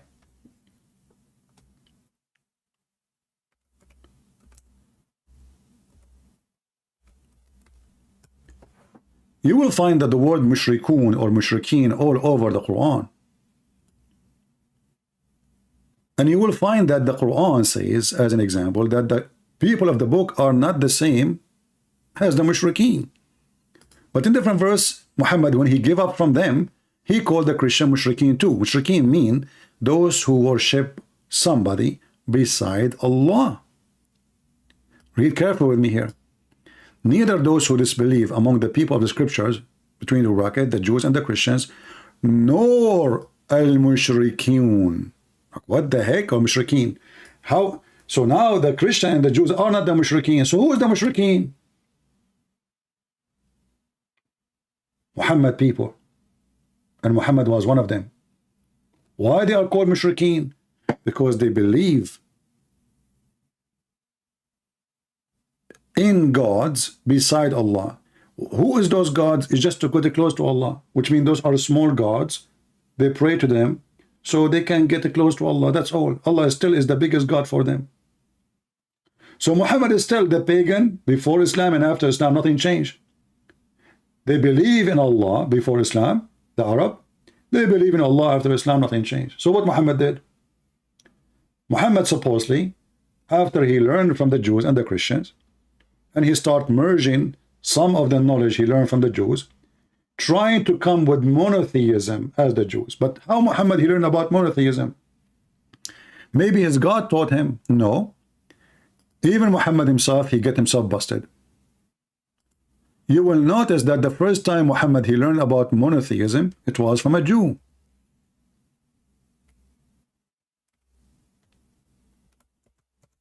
Once a Jew, he came to Muhammad and he said to him, you are a mushrik, you are a pagan. Read carefully, this is not me saying that. And this is sahih. What make it more horrible, this is all is authentic. A Jewish man schooling the pagan Muhammad about who is mushrik,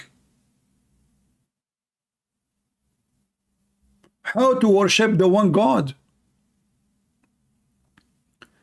So as we see in the story here, it says, let us read one of them.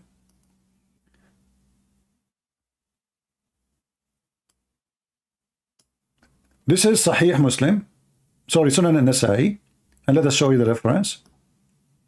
Hadith number 3773. It was narrated from Abdullah ibn Yasir, from that a Jew came to the Prophet and said, read carefully what the Jew he said to him. You are setting up rivals to Allah, between two bracket.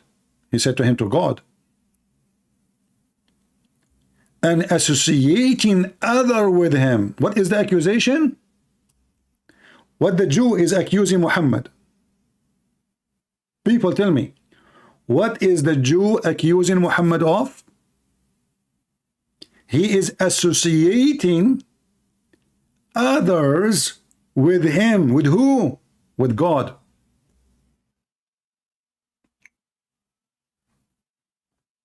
How? He said to him, you say whatever Allah wills, and you will. And you say by the Kaaba. Until that time, Muhammad, he is teaching his followers a wrong statement, which is shirk, which is pagan statement. A Jewish guy walked by, he said to him, Habibi Muhammad, Habibi, what's wrong with you, Habibi Muhammad? Habibi Muhammad, you are a mushrik, Habibi. You are pagan, Muhammad, Habibi. You stone, Habibi. You will notice that Muhammad, he did not argue with the Jew, says, no, you are wrong. Muhammad, he ordered his followers to do as the Jew he said. So the Prophet commanded them if they wanted to swear an oath to say by the Lord of the Kaaba, not by the Kaaba, and to say whatever Allah wills, then what you will. Here you ask yourself, well, where was the God of Muhammad all this time, did not correct him? A Jewish walking by, he is correcting the idiot Muhammad and teaching him about monotheism? And Muhammad, he agreed. And now he is teaching his followers to do as the Jews say? So Muhammad, in the time of the Jews, in front of the Jews, he was nothing but a pagan person, and Muhammad could not deny it.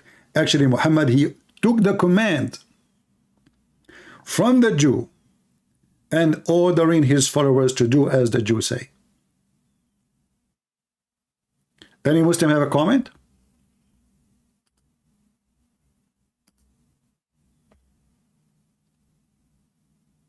Anyone?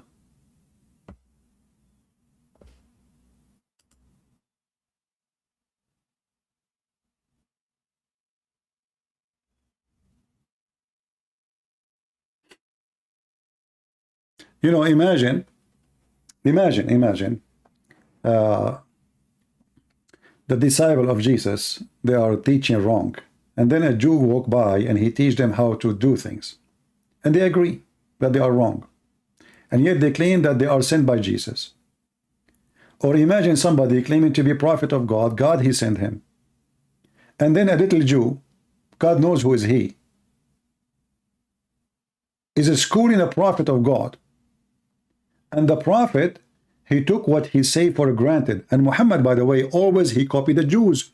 As an example, once Muhammad was praying, Muhammad is mentally ill, actually. Look at this hadith here. Muhammad, he claimed that when he walked in the street, there's a rock. She said to him, Assalamu alaikum, Prophet. It happened all the time to Muhammad.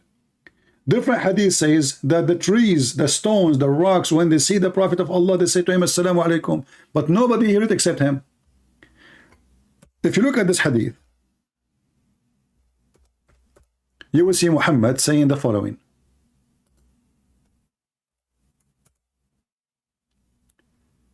Muhammad was, doing a funeral business,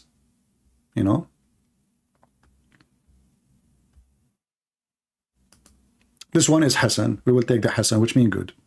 The hadith. Excuse me. The Messenger of Allah used to stand up for a funeral, and the corpse was placed on the grave. A learned Jew, listen carefully. A learned Jew, a rabbi, once passed by and said, "This is how we do it." The Jewish man, he agreed. This is how we do it. Look what Muhammad did. Muhammad, he ordered his followers right away, immediately, and he said, sit down, act differently. Like, what the heck? You ask yourself, what is the problem?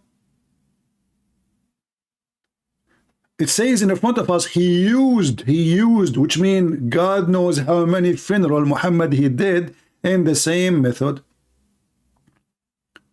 A Jewish walking by, he says, this is how we do it. What the response of Muhammad? Sit down, act differently. Muhammad is terrified. He's making a poop in his panty. He got busted. Right away, he understand what the Jew he meant. You are copying us, you idiot. You think we do not know? So now Muhammad, because he have a needle in his bum, he felt right away the accusation, and he knew he's a fraud. Because if this is how, if we ask the Muslims, Muhammad used to pray in certain way, standing when the corpse is put down in the grave.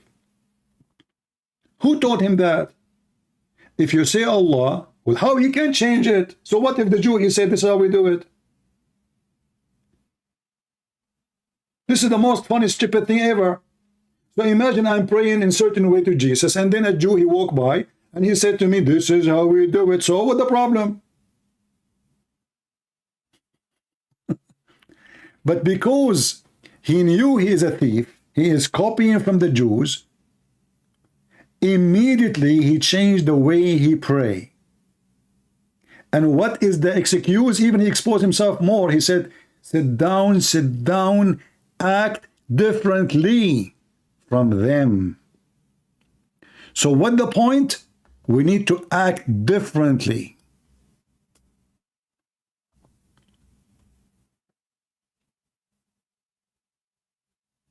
How that can be a prophet of God? So the prayer Muhammad was praying here, who is the one who gave him command to change it? Allah? It's just a Jew. He just said to him, this is how we do it. A second ago. A second after, sit down, act differently. What if Muhammad was having sex with his wife and a Jew, he saw him doing it as all a human they do, and then he said to him, this is how we do it. So what Muhammad will do? He will act differently. What if Muhammad is eating using his mouth and a Jew walk by and he says, this is how we do it? So because Muhammad, he knew he is a thief, he don't have a religion. This guy is copying from here, from there, from everywhere, and he is creating a new cult, mixed of many religion. And you know,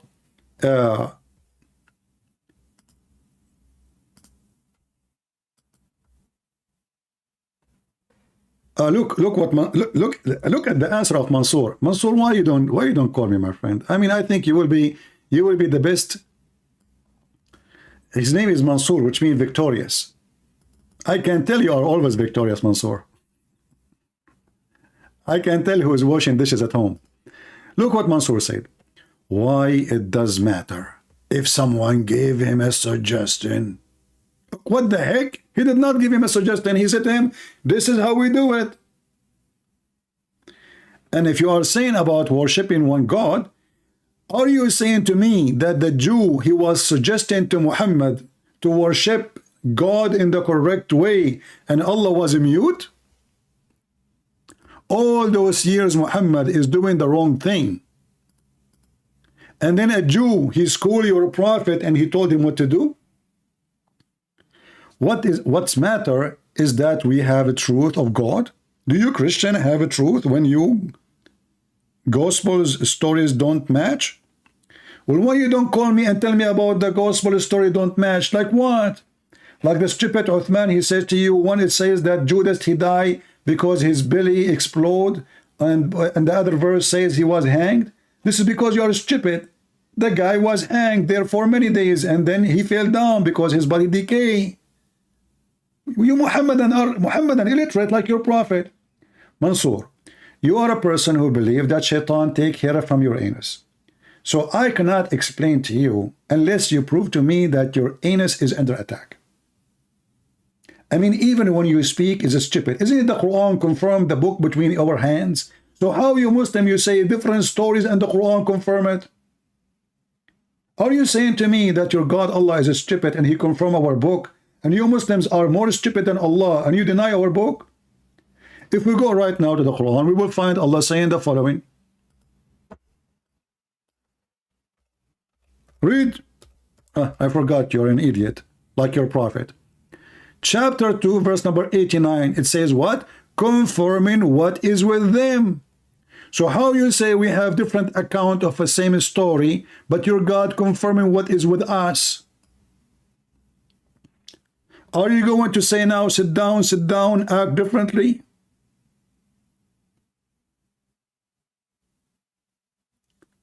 So those idiots, you see them in YouTube, saying there is error in the Bible, and then their Quran says the Bible is no error. And not only that, one of the stupid things the Muslims they come to us with when they say that the Bible is corrupted. Do you know what does that mean? Don't argue with them, just laugh, says, the Bible of Allah. Right away you will see how the Muslim face will become like a lizard face.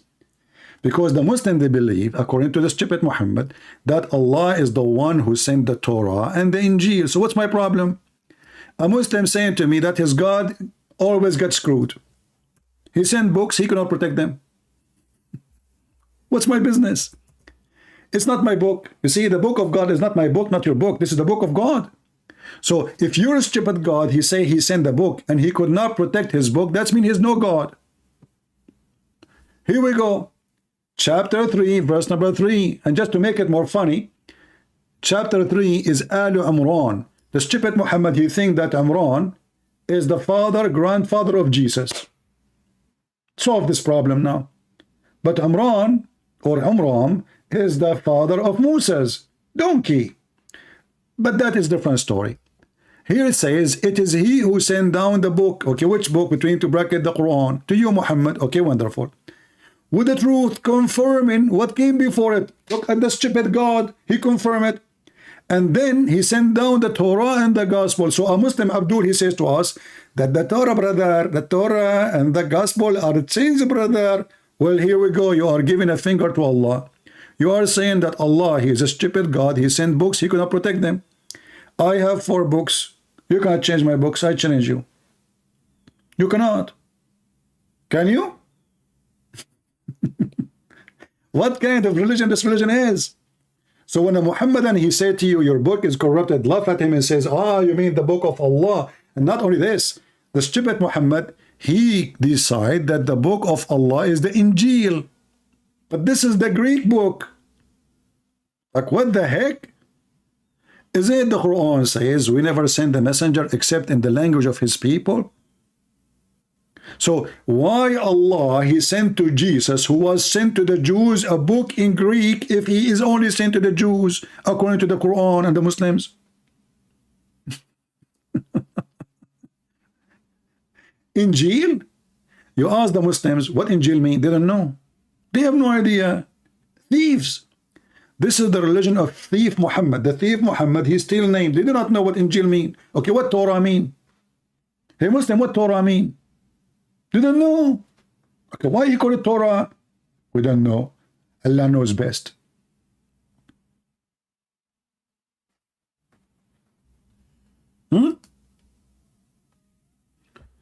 Oh boy.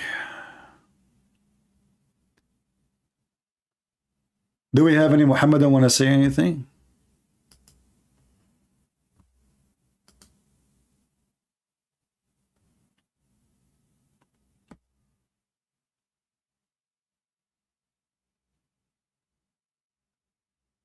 Any Muhammadan?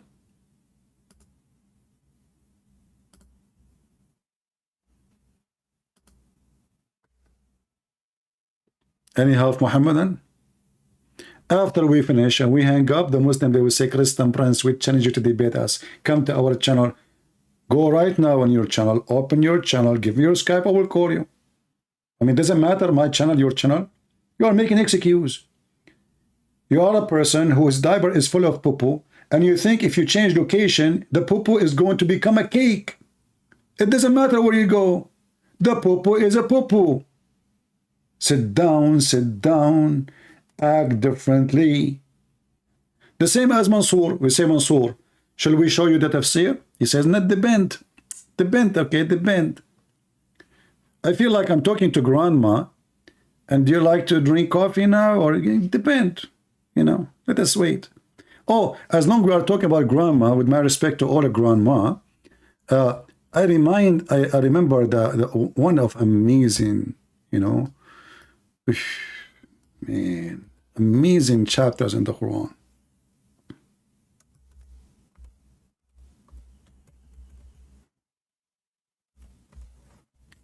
I don't know how I can deliver this verses for you. It's impossible. It must be made by the true God. You know? You see the true God, brother? Yeah. Look at this verse.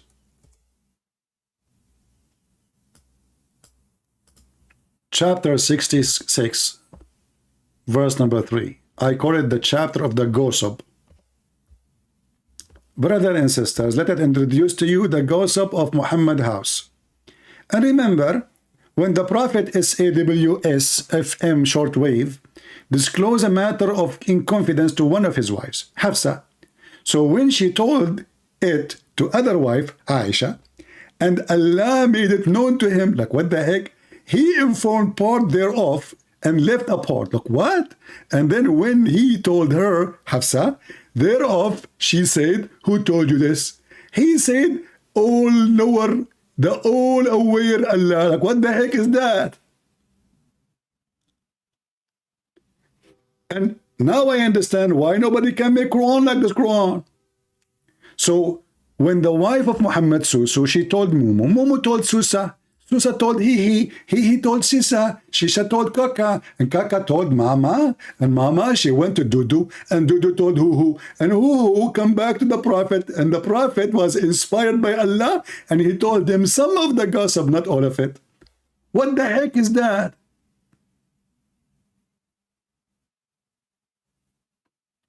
That is God? If this is God, what is Joe Biden then?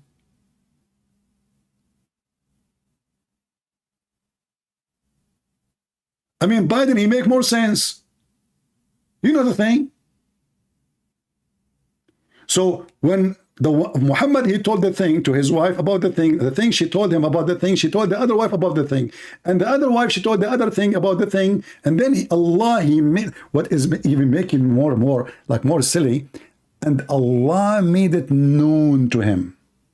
That's deep.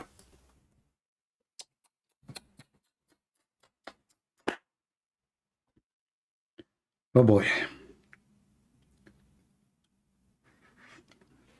Who can make Quran like this Quran? Nobody. Nobody know, nobody know, nobody know, nobody. Allah made it known to him, brother. And all this story about Muhammad, he was having sex with the maid. He promised her, if you shut up your mouth, I will make your father the caliphate. After me.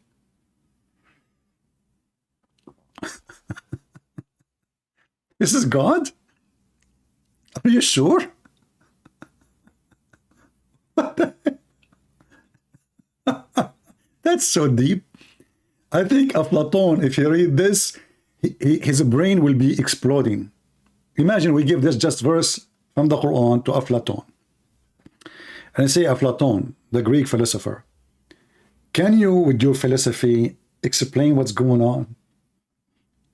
Aflatun will say, don't let me involve with women gossip, please.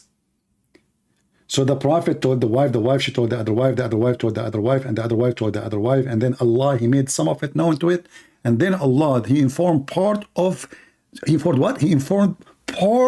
thereof, and left a part. What is killing me? Why Allah, he left the part? Why? I mean, I want to know why he left the part. Come on.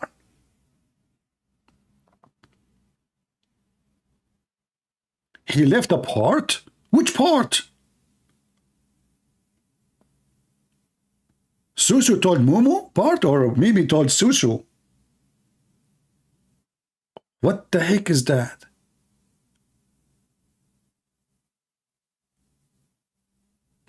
Who of you is here first time? If you are here first time, don't forget to subscribe. If you are here second time, don't forget to unsubscribe. Because according to Allah, the one who subscribed to Christian Prince is doing evil deeds. But if you unsubscribe, brother, Allah will give you double deeds, so you will win. So keep subscribing, unsubscribing, subscribing. Well, look at the logic of stupidity. You rape a woman, and then you make a donation. Allah will give you double deed. That's good.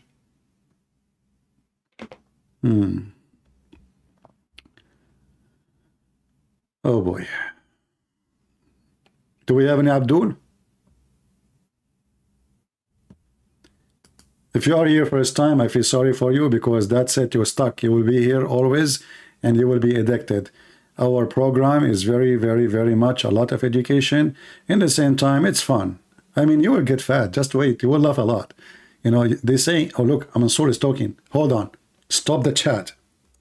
Mansour is giving birth. Hey Mansour, do you remember the story of the guy who played with the miswak in his anus? And then according to the Muslims, Allah, he made him give birth to a rat after 9 months? Mansour, be honest. Is that you, that person? So Mansour, he go, like when he asked him the question, he go mute. After 10 hours, he come back. Look what he said. First of all, the Bible of today is not the same as the one back then. Okay, but back then? Wonderful. That's mean they have the book back then, you idiot. So you Muslims should have it in the Quran, with the Quran, because this is the book of Allah. You see how stupid you are? Look what Mansour he did. Poo-poo. Poo-poo maker. Poo-poo. Paparino. Now I know where pepperoni is coming from, but pepperoni in the Islamic style. Look what he just did. So he said, at that time, he trying to fix it, how Allah confirming the book between their hands. But that's mean all the Christians in the world, their books between their hands is the same.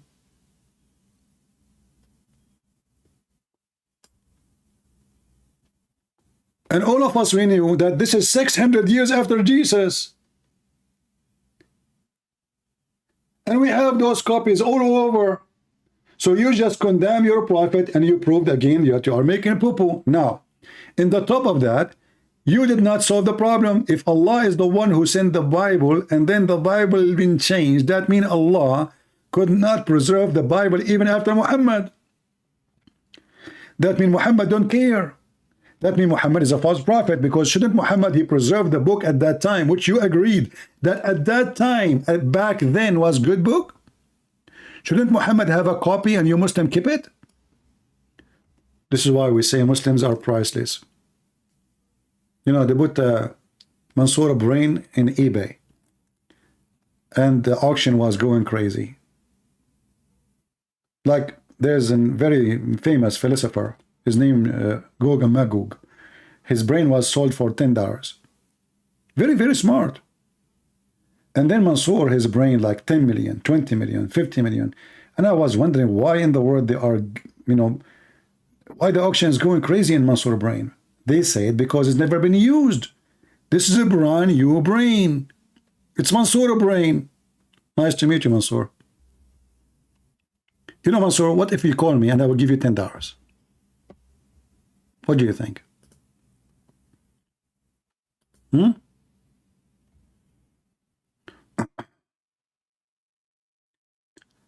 A Muslim, he is saying to me,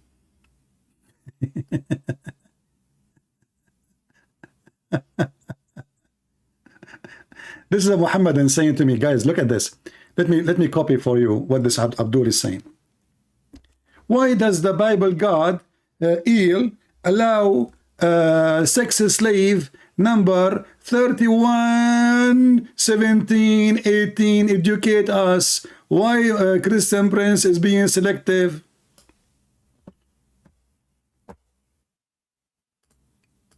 Potato.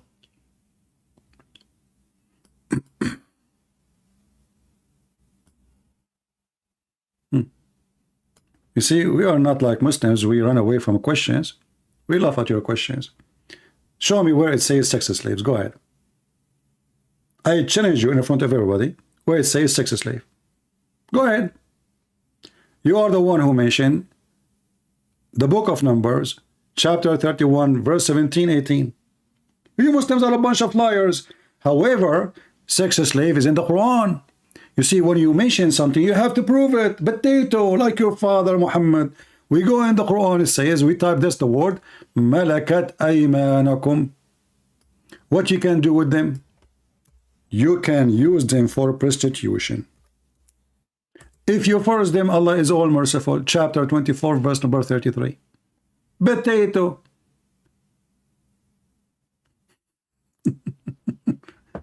Let me call him. Maybe he's a man. Shall we?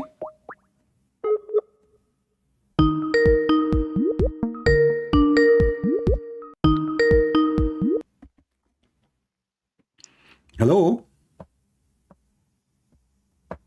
Hello? Yes.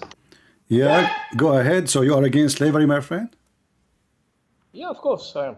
So the Quran approves slavery or not? Yeah. Who told you I am a potato? Okay. So You what? assume, So right? you are against the Quran? Yeah. Oh, you are a Muslim against the Quran. No, I'm not a Muslim. Who told you I'm So Muslim? what is your religion? Does it matter to you? It matter because we are talking about religion. Why not? Do you have a secret religion?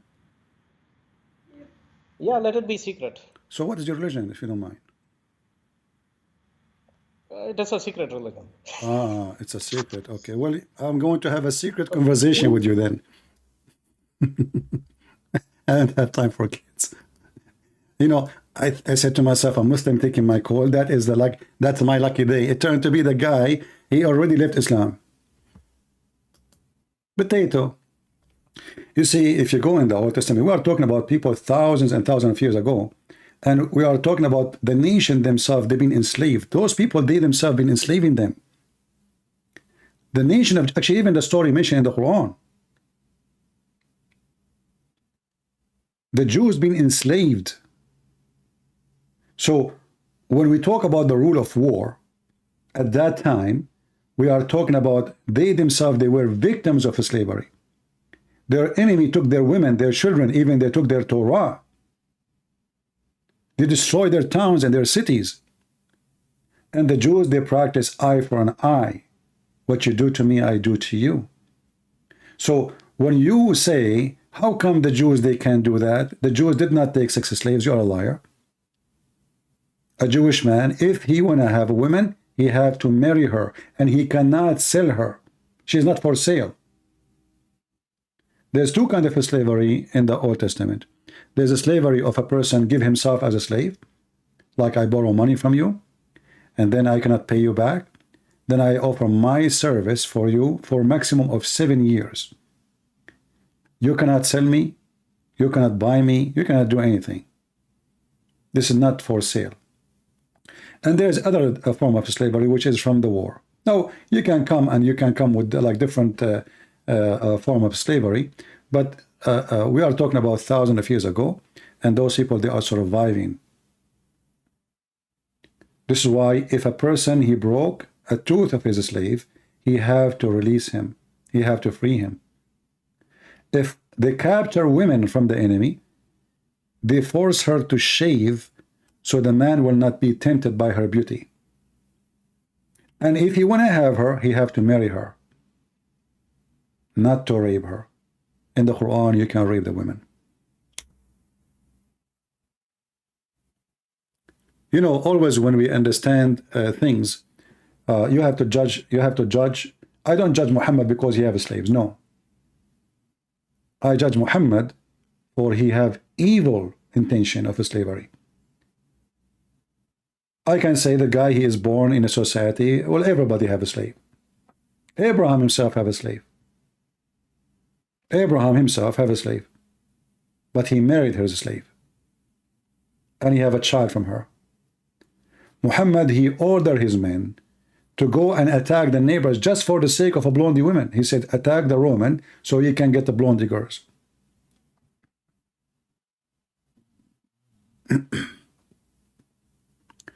Do we have any Muhammadan? There's a guy, his name is Daniel. He said in the video, which one is better, to own somebody or to rent somebody? So according to him, to own somebody is better than renting somebody.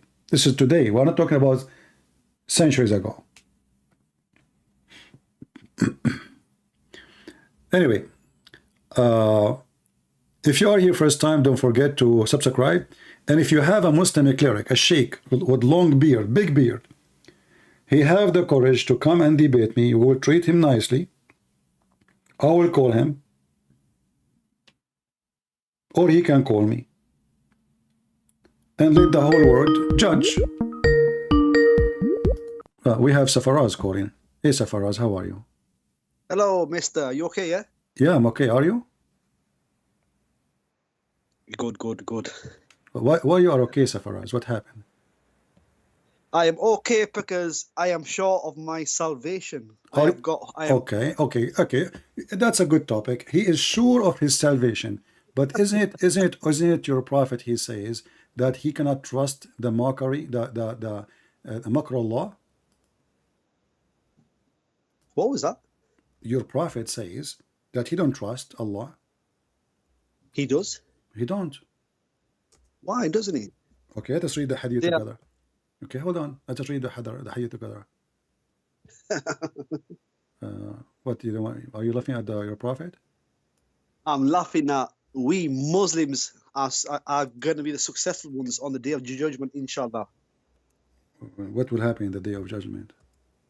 On the day of judgment is going to be 50,000 years for you disbelievers and a few hours for us lot. So The Muslims and being so the Quran is lying. no, Because the Quran says وَمَا مِنْكُمْ إِلَّا وَرِدُهَا. Do you understand what it says? if you say it English, You are a person who speak to Allah in Arabic, but you don't know what I said. but I'm not. But I'm not Arab. Okay, don't waste my time. Read with me. It's in the screen. On the screen. Yeah.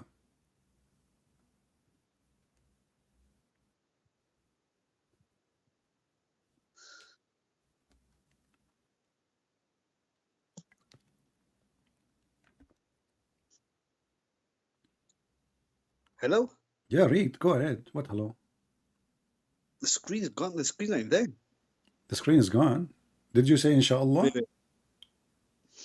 Oh no, the screen's there.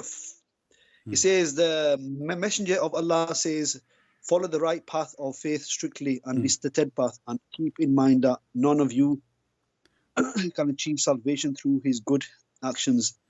Someone said, not even you, O messenger. He said, not even me, unless Allah grants me his mercy and grace. Explain. Go ahead. Yes.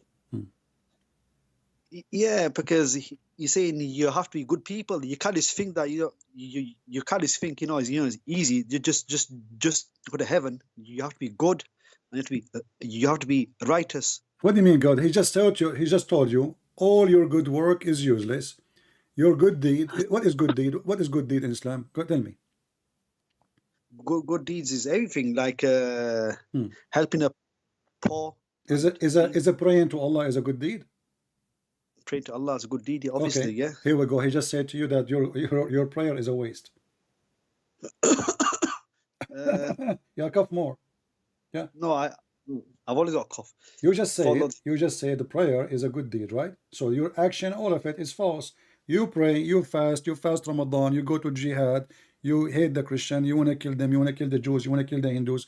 All the good action according to Islam is a waste of time, because it's not you. It's about it's up to Allah. If He like, there's no grant. You said to me when you called me that we are granted to go to heaven. Did you say that? Yes, I did. Okay, but here it says no. Why you said to me you are granted to go to heaven? Why you said to me that? Because I've got a hadith that says whoever believes in Muhammad and Jesus, they will go to heaven. So okay. So your prophet here is lying in different hadith. This is a contradiction. I can show you the Quran says that those who do good deeds, for them there is heaven, there is rivers, right? In the Quran. Yes. Okay. So is here your prophet himself contradicting himself in the Quran? Which hadith is it? What's the name of this hadith? This is Da'if hadith. Is it Da'if? Yeah, it says here, written by Trump, may Allah bless him. Listen, I've got hadith that says... Hold on. Why you are laughing? So you Muslims, you read hadith in the screen, and you are telling me which hadith is that? You read it. You tell me. I don't know. I'm opening your website. How we know who wrote it? Maybe Trump, because you Muslims, you have books. Nobody knows. Do you have the book of Sahih Muslim? You don't. Do you have the book of Al-Bukhari? You don't. So how you call this hadith Bukhari book? Listen, listen. I'm asking you. Do you have Al-Bukhari book? At home, no. But No, I'm not asking you at home. Don't be an idiot now. I'm asking you. Do you Muslim, all of you in the world, do you have Yeah, the book of Al-Bukhari? Yes. No, you don't. Nobody have it. What do you mean they don't have it? Nobody have it. There's no such a book. See, the Bukhari's all over the world. It's There's everywhere. no Bukhari. The book you have right now is according to somebody claimed that he was a student of Al-Bukhari. But nobody have Al-Bukhari and nobody have Muslim. Come on, they've got the chains. They've got I'm the not, chains. come on, don't tell me, come on, challenge me. Here we go. Go and find me the book of Al-Bukhari, where we can find it. Are the shops? You go to a shop and No, this buy is not one. his book. This is not his book. I just got told evidence. you. I just told you this is not his book. The guy Al-Bukhari never wrote a book. You Muslims don't have his book. Okay, if you have it, show it to me. This is the book you have. The book you have, according to Al-Bukhari, Muslim memorized. No, you don't have a book of Al-Bukhari. They've compiled his work. They've compiled his work. Okay, thank you. So you don't have his book.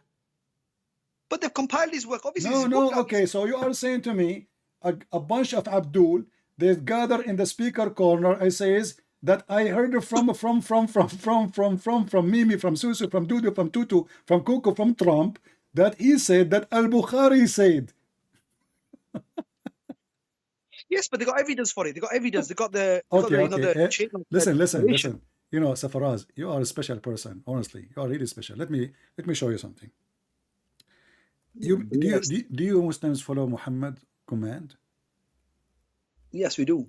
So is Al-Bukhari something important to have?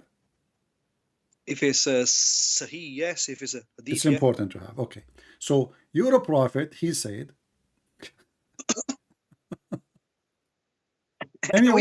Anyone who write from me anything beside the Quran, he should erase it. Explain to me how we can solve this problem. You just said to me it's very important to have the Hadith of Al-Bukhari. If you what? Repeat that again. Repeat again. Cough. Here it says No. that the prophet said, don't take down anything, which means don't write anything down from me. And he who took it down, anything from me, except the Quran, he should efface that and narrate from me. So only Quran we can write down. Do not take down anything from me, and he took down anything from me, except the Quran. He should see the narrate for me. There is no harm in it, and he who attribute any falsehood to me, and he should not efface. How smart you Muslims are. Do not take down anything from me, and he took down it from me, except the Quran. He should efface it and narrate from me.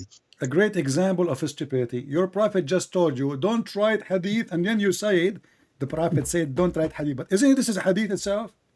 I mean, the guy, he just told you don't write anything I say except the Quran, and then you Muslim, you write hundreds of books about the hadith, yet the prophet said don't write. And not only that, would make it more stupid. I mean, they are writing what he just said about not to write. He told you don't write what I say. But it says there there is no harm in it. What do you mean no harm? It says efface it. It says efface it. Yeah, but so why did it say for there No, is no speak harm? about me, but don't write down about me. Speak about me, no problem. Hadithu anni. He didn't say write there's about harm. me. No, but he's saying you can write, but he says don't attribute any. No. He says don't write. Read carefully. Abdul, listen. Don't take down anything from me. And then he who took it down, anything from me except the Quran, he should efface. What efface mean? Yeah, take it away. Yeah. Erase, right? Erase, efface. It must be written, something written. Huh? You should face it. Yeah. Yeah, And so then- all your history about your prophet is a fraud. He should efface that and narrate from me. But he says he should efface that and narrate from me. What do you mean narrate from me? He says there. No, he you should- see, narrate. This is stupid translation. It says here, ومن كتب عني غير القرآن فليمحوه وحدثوا عني ولا حرج. حدثوا عني, not narrate from me. حدثوا عني, speak about me, and don't worry. Speak about me. حدثوا. You can take Abdul. You can copy right now. Huh? We can copy this and we can take it to Google Translation. وحدثوا عني ولا حرج. Okay, what about you call your sheikh who speak Arabic to join us right now? Safaraz. Which sheikhs, man? No sheikhs available. What do you mean? What do you mean sheikh? What they are doing? What they are doing? Eating hummus? Why each time I talk to you, you don't have any sheikh available? Because I don't need those sheikhs. I don't need those sheikhs with okay, but you don't understand what it says. You say to me, it says narrate. How he says don't write down what I say, and then here it says and narrate from me, which mean report about me. About me, speak about me. حدثوا عني. حدثوا. You know what hadith mean? Hadith, yeah. Talk about me, but don't write anything down about me. Only Quran. Except the Quran, he should have faced that and narrate for me, and there is no harm and here which will be false to me. Well, it's happened, innit? They've actually wrote. Okay, hold on. So now should we write about Muhammad? Should we write the hadith or not? Well, if he said don't write, then no. So why are you Muslim writing it? I never. What do you mean you never? Abdul, what's wrong with you? A second ago I asked you, is it important to have Al-Bukhari? You said yes, it's very important. Well, these people who wrote it, they've wrote it years after him, long time after him. I don't know what's happened. So you know, but the main thing is you asked me about salvation. Okay. Yeah. So explain the Quran to me. Okay, how the Quran says, وَمَا مِنْكُمُ إِلَّا وَرَدُهَا. Not a single one of you, but he will enter hell. No, it says go over hell. That means over If you can show me where it says go over it, I will shave my 20-foot beard. What's that verse called? What's that verse called again? You say you can go over the hell. So you are answering me, but you don't even what the verse mean. You do not know what verse we're talking about. And listen. You see how the Muslim they act? You gave me the correct answer supposedly, but you don't even know what verse I'm talking about. But the main thing is you see why Muslims what you do? Read with me. Let me show it. Chapter 19, verse number 71. وَمَا مِنْكُمُ إِلَّا وَارِدُهَا. Not a single one of you, but he will enter hell. Shall we go and read the interpretation? Mansour, he said to me, why you don't read the interpretation? What do you think? Shall we go to the interpretation? Put in English, please. Shall we go and read the interpretation? Yes or no? Yes, no. Put the verse in English, I said. In English, it says you will pass over it. In Yusuf Ali translation. Over it, yeah? Over it. Okay, what is the word over it in the Arabic Quran? No. You don't teach the Arab scholars. Arab scholars say they'll go over it. Yusuf, go over it. Did you watch the video of Yasser Qadi? He was saying that Yusuf Ali don't speak Arabic? Okay, Yasser Qadi. I don't care about him. He's not a scholar. Okay, here we go. I changed the translator. It says pass through it. This is translation of Wahyuddin Khan. I just changed the translator. Look what happened. The new Quran now. It says there's not one of you but shall pass through it. Pass over it. It says over it. No, through it. Read it. Wahidun. Why on earth are you going to Wahidun for? It says, read, it says, and they're not one of you but shall pass through it. It's a decree from Allah. One verse says go through it, and most of them say goes over it. What verse? There's only one verse, idiot. What we're talking about? There's only one verse. These. Shall we go and read the interpretation? Is that okay? Sahih International. That's the one that What's Sahih International? What's Sahih? We are reading Quran, Abdul. What's Sahih International? What's wrong with you? You want translation of Sahih International? Sahih International, yeah, that is a main one. That's a main. Okay, let's go to Sahih International. Hold on. So you accept Sahih International? Yeah. Yeah. Are you sure?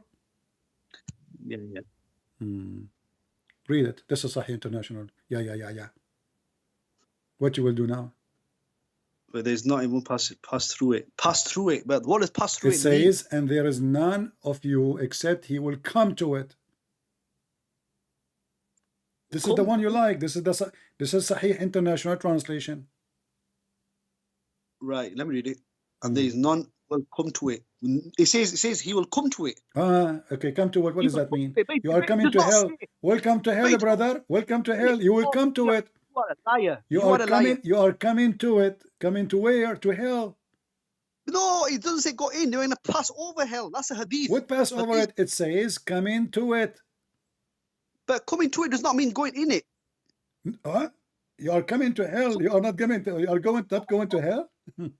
Mispoinder. You are mispoinder. Okay. Verb. Abdul, listen. Why we don't read the interpretation? What's wrong? Brother, we know from our scholars who always teach this verse. They Okay. say we're going to pass over. No problem. break. As long you mention, you know the scholars. Let us see the scholars. Can we? Why? You keep bridge saying the over word scholar, but you don't want me to show you the scholars. But my teacher tells me is me over a bridge, over hell. Ibn Walk over Abbas, a bridge. Ibn Abbas is the highest scholar ever. He's the cousin of your prophet, correct? Yeah. Okay, read carefully what it says, Ibn Abbas.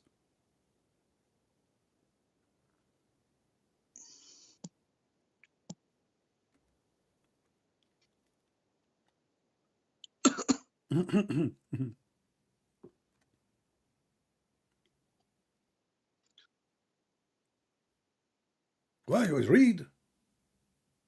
There is not one of you, but shall approach it.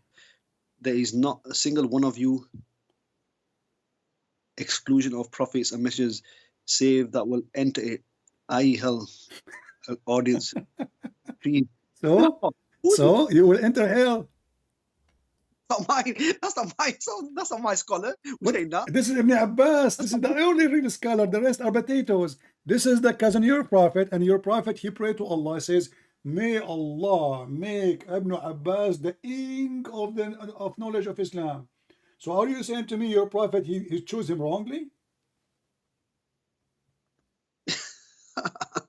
Oh, you're laughing at Muhammad now? There are many Safaraz, shame on you. CB, there's many versions of this verse. Safaraz, what your dad and your mom will say about you laughing at your prophet? Come on. Listen, yeah, you have to understand, yeah, you have to go to the verse. What of the Quran where understand? It says, did Ibn Abbas, is he a Muslim or is a Jew? He was Muslim, obviously. Okay. Is he the cousin of your prophet? Yes or no? Yes. Okay. Is he the uncle or the cousin? Eh? Forget about this one. So that he will enter, i.e. hell. Well, we've questioned our scholars. Your graduation, not even single one of you, but he will enter hell. Listen, Zafar. Honestly, I like speaking to you because you are a person of knowledge. And what is driving me not that the Quran discover things nobody knows. I heard that. I don't know. Do you know anything the Quran discover nobody knows? Besides that Muslim will go to hell? The Big Bang is in the Quran. The Big Bang. Where is in the Quran the Big Bang? I'm not a half-first that know verses by heart. That's him. So you don't remember the Quran, you remember the word Big Bang? The Dr. Zakir next to half-first. Ask him. Zakura Nayuka. Okay, he said. Oh boy. What is the word? What is the Big Bang in the Quran? You Muslims are really crazy. Okay, hold on. So according to the Big Bang, how many million years it took the Big Bang to happen? Billion years, right? Billions. All right. Yes. So it's not Saturday and Sunday and etc. Right? It's not 6 Nobody days. knows it. What do you mean? There were no such days at that time. There were no days at that time. Okay, but do you confirm what the atheists they say it is billions of years? Do you agree with them? I don't agree with no atheists. Atheists are hypocrites. So do you agree with who? The one who came with the Big Bang is the atheist. No. They don't. It was in the Quran already. No. It's in the Quran already. No, the atheist is the one. You are copying even their name. The Big Bang is in the Quran. It says Big Bang. But the description does the Quran say the sentence or the phrase Big Bang, or this is what the atheists they say? Yeah, it's the same kind so of the thing. Big Bang, it took millions of years, hundreds of millions of years, billions of years And you said you agree with that, correct? Nobody knows exact. So it's years, not 6 exact- days. It's not 6 days. Do you agree or not? Not 6 days. What do you mean it's not 6 So days? do you believe No. in the Big Bang or you believe in 6 days of creation? We believe that the heaven and earth was one joint entity, and it exploded, and Okay. everything was created. In the Quran it says that? Chapter 9, I think it's chapter 9, verse 30. I think I don't know which verse it is. One of the verses. It says, heaven and earth one, and we made it. So in the Quran it says that there used to be one entity and they exploded? Yes. The heaven and earth. That's deep. How come I never heard You know, this before? Well, I don't know where you're living and which cave you're living in. Okay. Well, if you can show me the word explode in the verse, I will explode live on air. Can you show it to me? No, everything. No, I said everything was one, and then it's all split. You all split. I'm open. asking you, does it say that the word explosion exploded? No, but I'm just gonna example of what happened. It's split. Okay. Split open. But the verse you choose for me, it says that there was earth and there was heaven, correct? Heavens And earth, they will exist. They used to be attached as heaven as earth. chapter 9. Is it chapter 9 verse 30, is it? No, chapter 21. Chapter 9, Do you want to call a friend to help you? no. Okay. I deal with all you lot myself. It's too easy, you lot. Yeah, very easy. I can tell. However, you can cough when you are like in trouble. It's okay, just to buy time. Yeah. So read it. What are you doing? Wait, let me. It says, "Don't the disbelievers known?" It says, have those who have disbelieved not considered that the heavens and earth were a joint entity, and Okay, we so- separate them. All right. Are they separated? Is the earth separated from the sky? Well, everything was one. Or what? It says everything was one. The heavens and the Are earth. we separated from the sky? Is the earth separated? Or we are Yes. inside the sky? We are not inside the sky now. We are not. Where are we now? We are under the sky. We are what? We are under the skies above us. We are under the sky. So now the one who they are in, it is nighttime for you, right? Yes. Okay, it's daytime for people in Canada. So who is under and who is above now? What's that? No, it's rotating. The earth's rotating. So that's mean we are rotating inside the sky. We are not separated. We are just little dust inside the sky. Yeah. No, we're under the so sky. the Quran is wrong.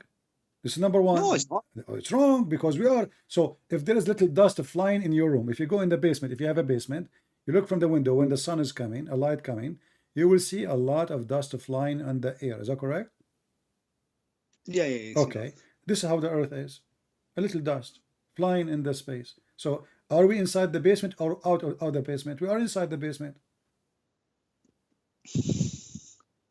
You're just making things complicated. I'm not making it complicated. I make it simple. So the Quran is wrong. Secondly, according to your prophet, according to your God, the believer at that time, they knew this. So how this is the Big Bang? Don't they know? Actually, in Arabic it says alam yara, awlam yara, which means don't they see? It's something we can see. It's something we can see. Not something happened a long time ago.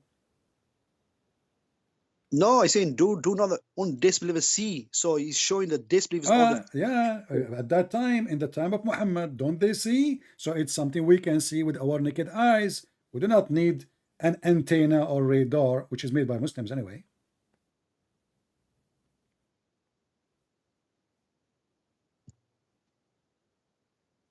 Which one Allah created first, Safaraz? The earth or the heaven? No, he created the universe, the earth, then earth. No, my question is very simple. Don't give me, the prophet said to his wife, and one of the wives, she said to the other wife, and the other wife told the other wife, not to tell the other wife about what the prophet says about the wife. So listen carefully. Which one Allah created first? The sky or the earth? I'm sure the sky, they didn't. It's the sky, I'm sure. The moon, Are you the sure? stars. Are you sure? Brother, I'm not expert on this kind of stuff, the earth and the skies and stuff. Even if this one you need to be expert in it. You're expert in what? Do you change all your car by yourself, or what do you do? You're expert in nothing. So why you call me? Each time you call me, you say to me, I am not expert. And you know, you want to talk to me about salvation. You're not even your God. Okay, hold on. I'm not going to ask you. I'm not going to ask you a question about science. I will ask you something very simple. Allah have 5 fingers. Why? No, that's not important for me. That's no. I want something. I'm giving you something very easy. Hold your fingers. 5 fingers. Allah have 5 fingers. Why? It doesn't matter. It doesn't matter if he's got 5. He's got 6, 7. Why not 6? It doesn't matter if he's got 100. How the Muslim they say nothing like Allah. Well, I have 5 fingers. Allah have 5 fingers. There's many animals have 5 fingers. So how Allah he shared the same with us? Why? But his things do not look like ours. Ah, He's got his own. Okay, hold on. So the fingers of Allah, he called them fingers, but they don't look like fingers. No. We can't comprehend how his things look like. You can't comprehend. Okay. Nope. Is Allah like a tree? Is Allah like a tree? No, not a tree. No. Okay. Is Allah like a light? No. Nothing can comprehend. Is Allah like a fire from olive tree? Listen, I told you before. Okay. Abdul, you just said to me, no, but this is in the Quran. Allah, he said that he is the same as a tree, the same as a lamp in the niche, and the niche in the lamp, and the lamp firing from all the description I just told you. It's from the Quran. Allah says to us, there is nothing like him. All the description which you said to me, no, all those are from the Quran. You keep saying to me, no. I said, is Allah like a tree? You said no. I said, is Allah you said no. No, he's not. He's not like no tree. You're on drugs. Here we go. The Quran says so. Chapter 24, verse number 35. Allah, he said, he is. I told you, is Allah like a light? You said no. Is Allah like a tree? You said no. Is Allah like a lamp? You said no. Is he like lighting from fire from olive oil? You said no. But this is how Allah described himself in chapter 24, verse number 35. And you said no. The lamp is a glass, a brilliant, blessed, lift from a tree, blessed and all. Allah is the light of the heavens and the earth, the parable of this light. No. Don't be trying to playing games here, man. He's talking about the light. He's giving an example that he's a light of the world. I just said to you like. I did not say he is. I said like a tree. You said no. I said like a lamp. You said no. I said like olive oil. You said no. It's you who said no. Man.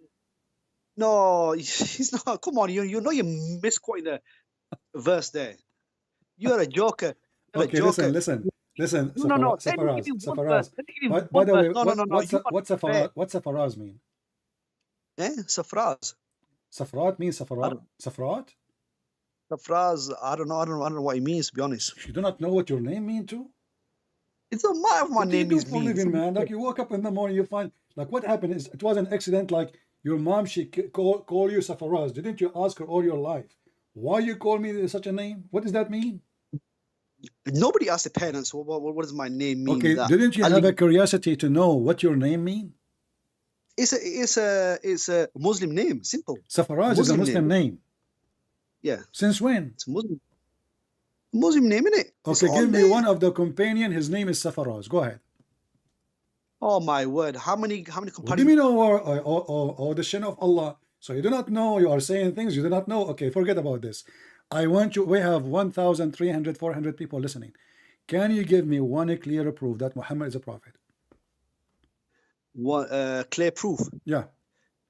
The best, the most strong one. The Quran is there, but I think you have to go to Isaiah 42. Isaiah. You're gonna run for Isaiah 42. You're gonna run for that. Okay, no, we can read it, no problem. But Isaiah 42 is about your prophet or about God?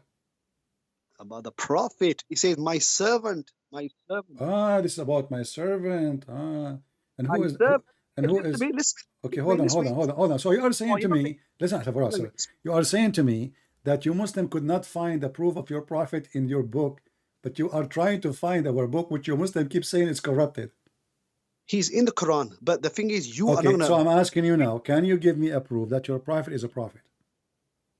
Well, it says it in the Quran. Where, Allah where? says it. I can say, I can make my Quran says I'm a prophet too. What do prophet mean? Prophet means somebody he prophesy, correct? A prophet means he prophesied. Yeah. He Okay, did. He what did. is the prophecies of Muhammad in the Quran? Is they're not in the Quran? They're in the Hadiths. So the prophecies of the prophet is not in the Quran. So what's the point of the Yeah. Quran then? The Quran is from Allah's speech. The Hadith is from His speech. Exactly. But the prophecy, in order to come to Muhammad, it have to come from Allah, Allah's speech. Prophecy is Allah's speech. But the Hadith is like the New Testament. Jesus Dude, speaks the New we Testament. just showed you your prophet saying that he said, don't write what I say, only the Quran. So if there is a prophecy of your prophet, should be in the Quran. Okay, I found a prophecy. I need you to help me. Is it true? Somebody said to me, I don't know if it's true or not, that hail come from mountains in heaven. Is that correct? Yeah. It's true? There's mountains in heaven? Have hail? Mountains in heaven. There's a lot of description in heaven. There's a lot of description. This is not the question. I'm asking you where hail is coming from. Is it coming from the cloud or from mountains in heaven? Wait. I'm just putting my Do you wanna cough? No, I'm just putting my phone on charge. Yeah. Right. Can you please just ask me that again, please? Okay.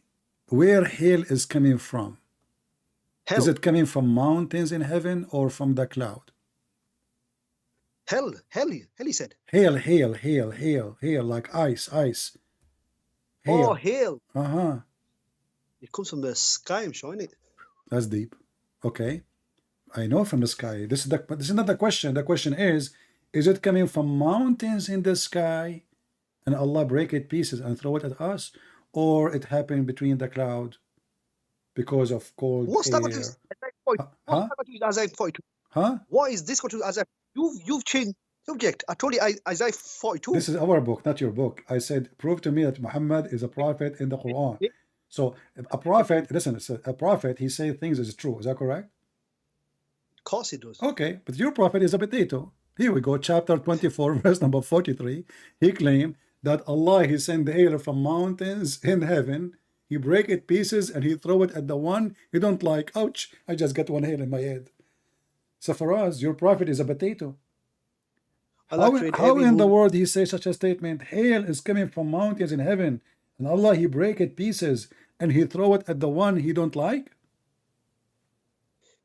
And he sends down from the sky hail like mountains in heaven's mountains and hills from where he sends down hail and strike them adverts from hails. No. This hail is not the ice. This is the hail. What is that? What is that? Rocks. It's rock. It says hail. No, the hail means hails of rocks. Stones from the okay, what interpretation says that? You are a deceiver. You're a big deceiver. What interpretation says that, Safaraz? Everybody's laughing at you. Give me the name. Do Ibn Kathir agree with you? Do Ibn Kathir agree with you? Huh? Again, Ibn Kathir, the hail does not just mean ice. Is Al-Qurtubi agree with you? Who is the one agree with you? All of them, they say this is hail. What translation you want? What translation you want? You said to me you want Sahih International, right? Let's go to Sahih International. I mean, it's in Arabic, it's so clear. It is hail coming from mountains from heaven. So what we will do now? Hail and mountains. Look at the false translation here. Let us go to the interpretation so we can laugh together. What is this going to do with Well, if your prophet is a prophet, he will not make poo-poo like this. This is big poo-poo. This is a huge poo-poo. This is remind me of Ibn Battuta, the Muslim historian who traveled around the world, and he discovered an island have only women, and all of them they have 3 boobs. How many boobs you have? Only Muslim discover island have women have 3 boobs. Only Muslims can do that. Read carefully. This is Ibn Abbas tafsir. This is the official government website of the King of Jordan, very Islamic website, and this is your best scholar. It says that Allah he sent down from the heaven mountain wherein with hail to punish. So where is the hail coming from? Coming from mountains in heaven. This is Ibn Abbas. We change, we can go to Al-Jalalain. Are you laughing at your prophet or what? No, bring down I clouds. know, I heard you laughing. I don't know. Between the clouds, mountains were hail. He says, Here and we with go. hail He sent down from the heaven out of mountain. Read it. This is Al-Jalalain. Let us show the whole screen. This In is the heavens. this is Al-Jalalain. He sent down from the heaven out of mountains min jibalin hail. So your prophet discovered amazing discovery, which nobody can really come with that. I mean, even Biden did not do that. So there's hail. Where did you watch the movie called Avatar? No, to You watch should the movie watch shut it. up. I think your prophet he was watching that video. So according to your prophet, there's a flying mountains. All of them they are ice mountains, and Allah he break it pieces, and he throw ice on us. How the prophet discovered this? What do you think? Isn't this amazing? He sends down from the heavens out of mountains, Jibalin mean next to that. Heaven, out of the mountains. These translations, the honest, there's so many translations. Ah, you Muslim have many lies, you mean? So you Muslim, you lie to each other in the translation, right? I agree. Never trust a Muslim translation, they lie. But you ask me, yeah, you ask me which Safaraz, call me tomorrow. It's okay. You know, no, CP. your time is up. Come on.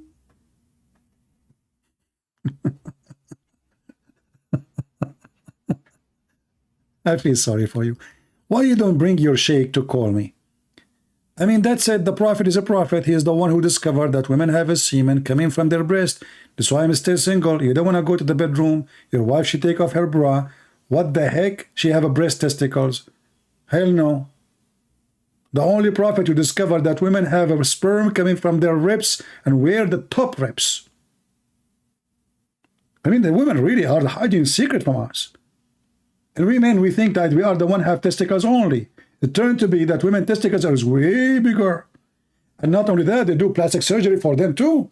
And they make them bigger and bigger and bigger to the point they can smash a concrete with it. Did you see the bodyguard of Al-Qaddafi? She had big, huge boobs, man. It turned to be those are testicles.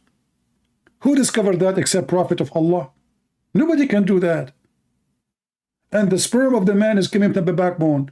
This is why once, by mistake, I hit somebody in his ass. Until now, he cannot have babies. I broke his backbone. Do you know the song? It says, backbone, backbone. What you gonna do? What you gonna do when I come for you? It's coming from Prophet Muhammad. Peace be upon him. The prophet who discovered that the earth is flat, and Allah, he put mountains in the top of it to make it not to shake.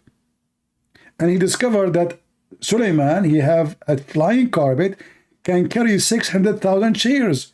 I mean, come on. American airline, for the sake of the shin of Allah, can you buy one of those? I'm sick of your chair. They give you a chair in the size of a mosquito, and your legs cannot even fit in. 600,000 chairs in the top of a flying carpet of Suleiman. This is not fair. I mean, give us a part of it. The whole world will fly.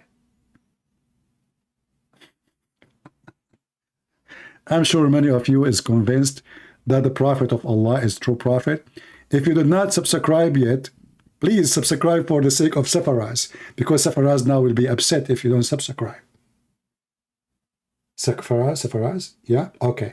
Safaraz saying, if you subscribe to Christian Prince, Allah will give you endless private part. I mean, Safaraz, how in the world do Muslim believe that your penis will be endless? How you can even walk with it? Are you going to walk backward? I mean, it's impossible to walk with such a penis. Do you think maybe you will put it in tires, like, you know, like, I don't know, caravan or something? Endless private part. What endless mean? You will hit the eye of Allah with it?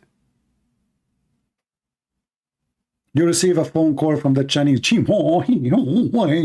What the heck? Let me ask my cousin Bruce to translate. Hey, Bruce. Bruce.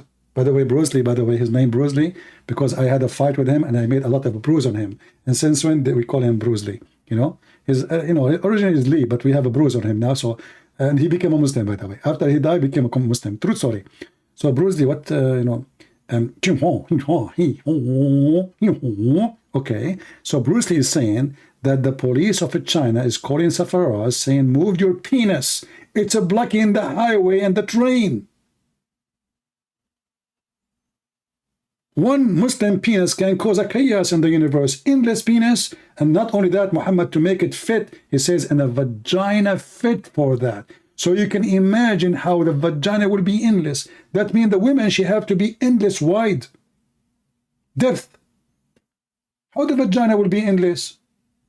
I understand the penis going endless, but the vagina is fit for that? How?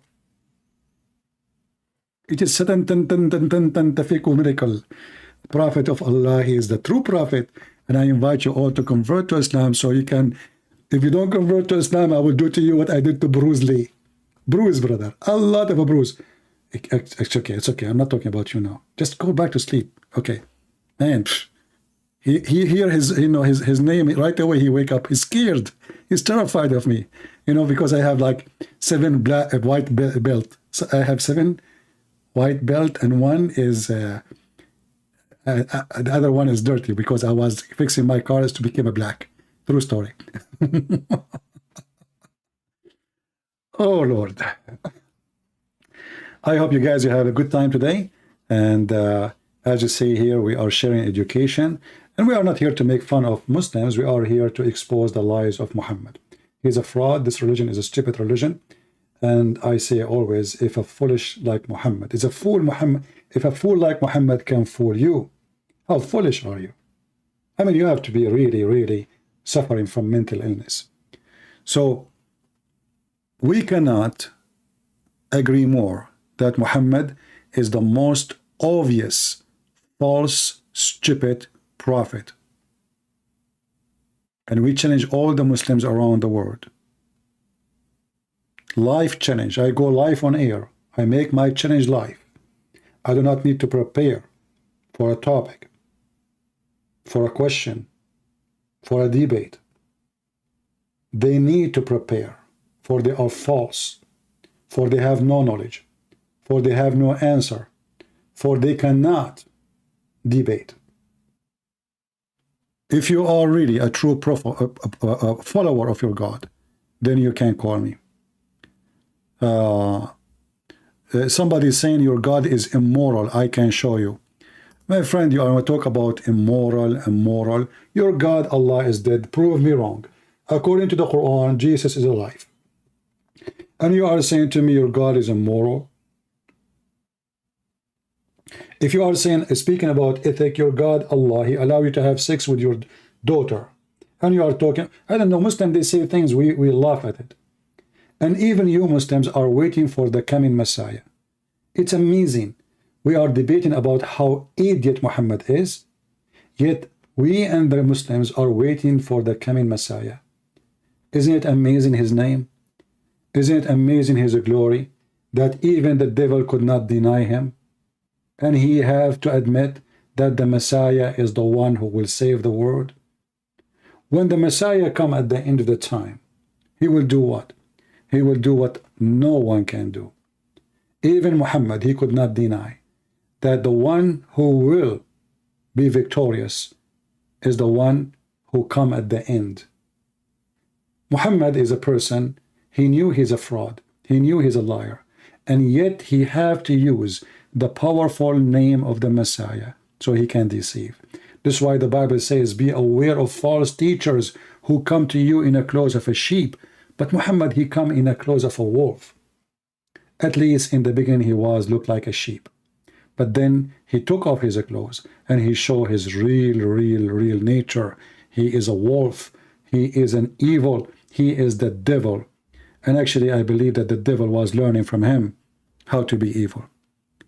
I hope today we learned a lot of things, and this is your brother Christian Prince was serving you for today humbly, and I hope that we learn what is enough to prove to our families, to our friends, that Islam is a scam. And if all what we showed you live on air from their books is not enough for you to prove what Islam is, I believe nothing can prove it to you, because you decide to become blind. And how the blind can lead the blind. And the only one who can heal the blind is Jesus. So we pray to the Lord to open the eyes of the Muslims, to show them the truth, and the truth will set them free. That is the word of my Lord, and him we obey. Thank you, God bless you, and see you soon again. Take care.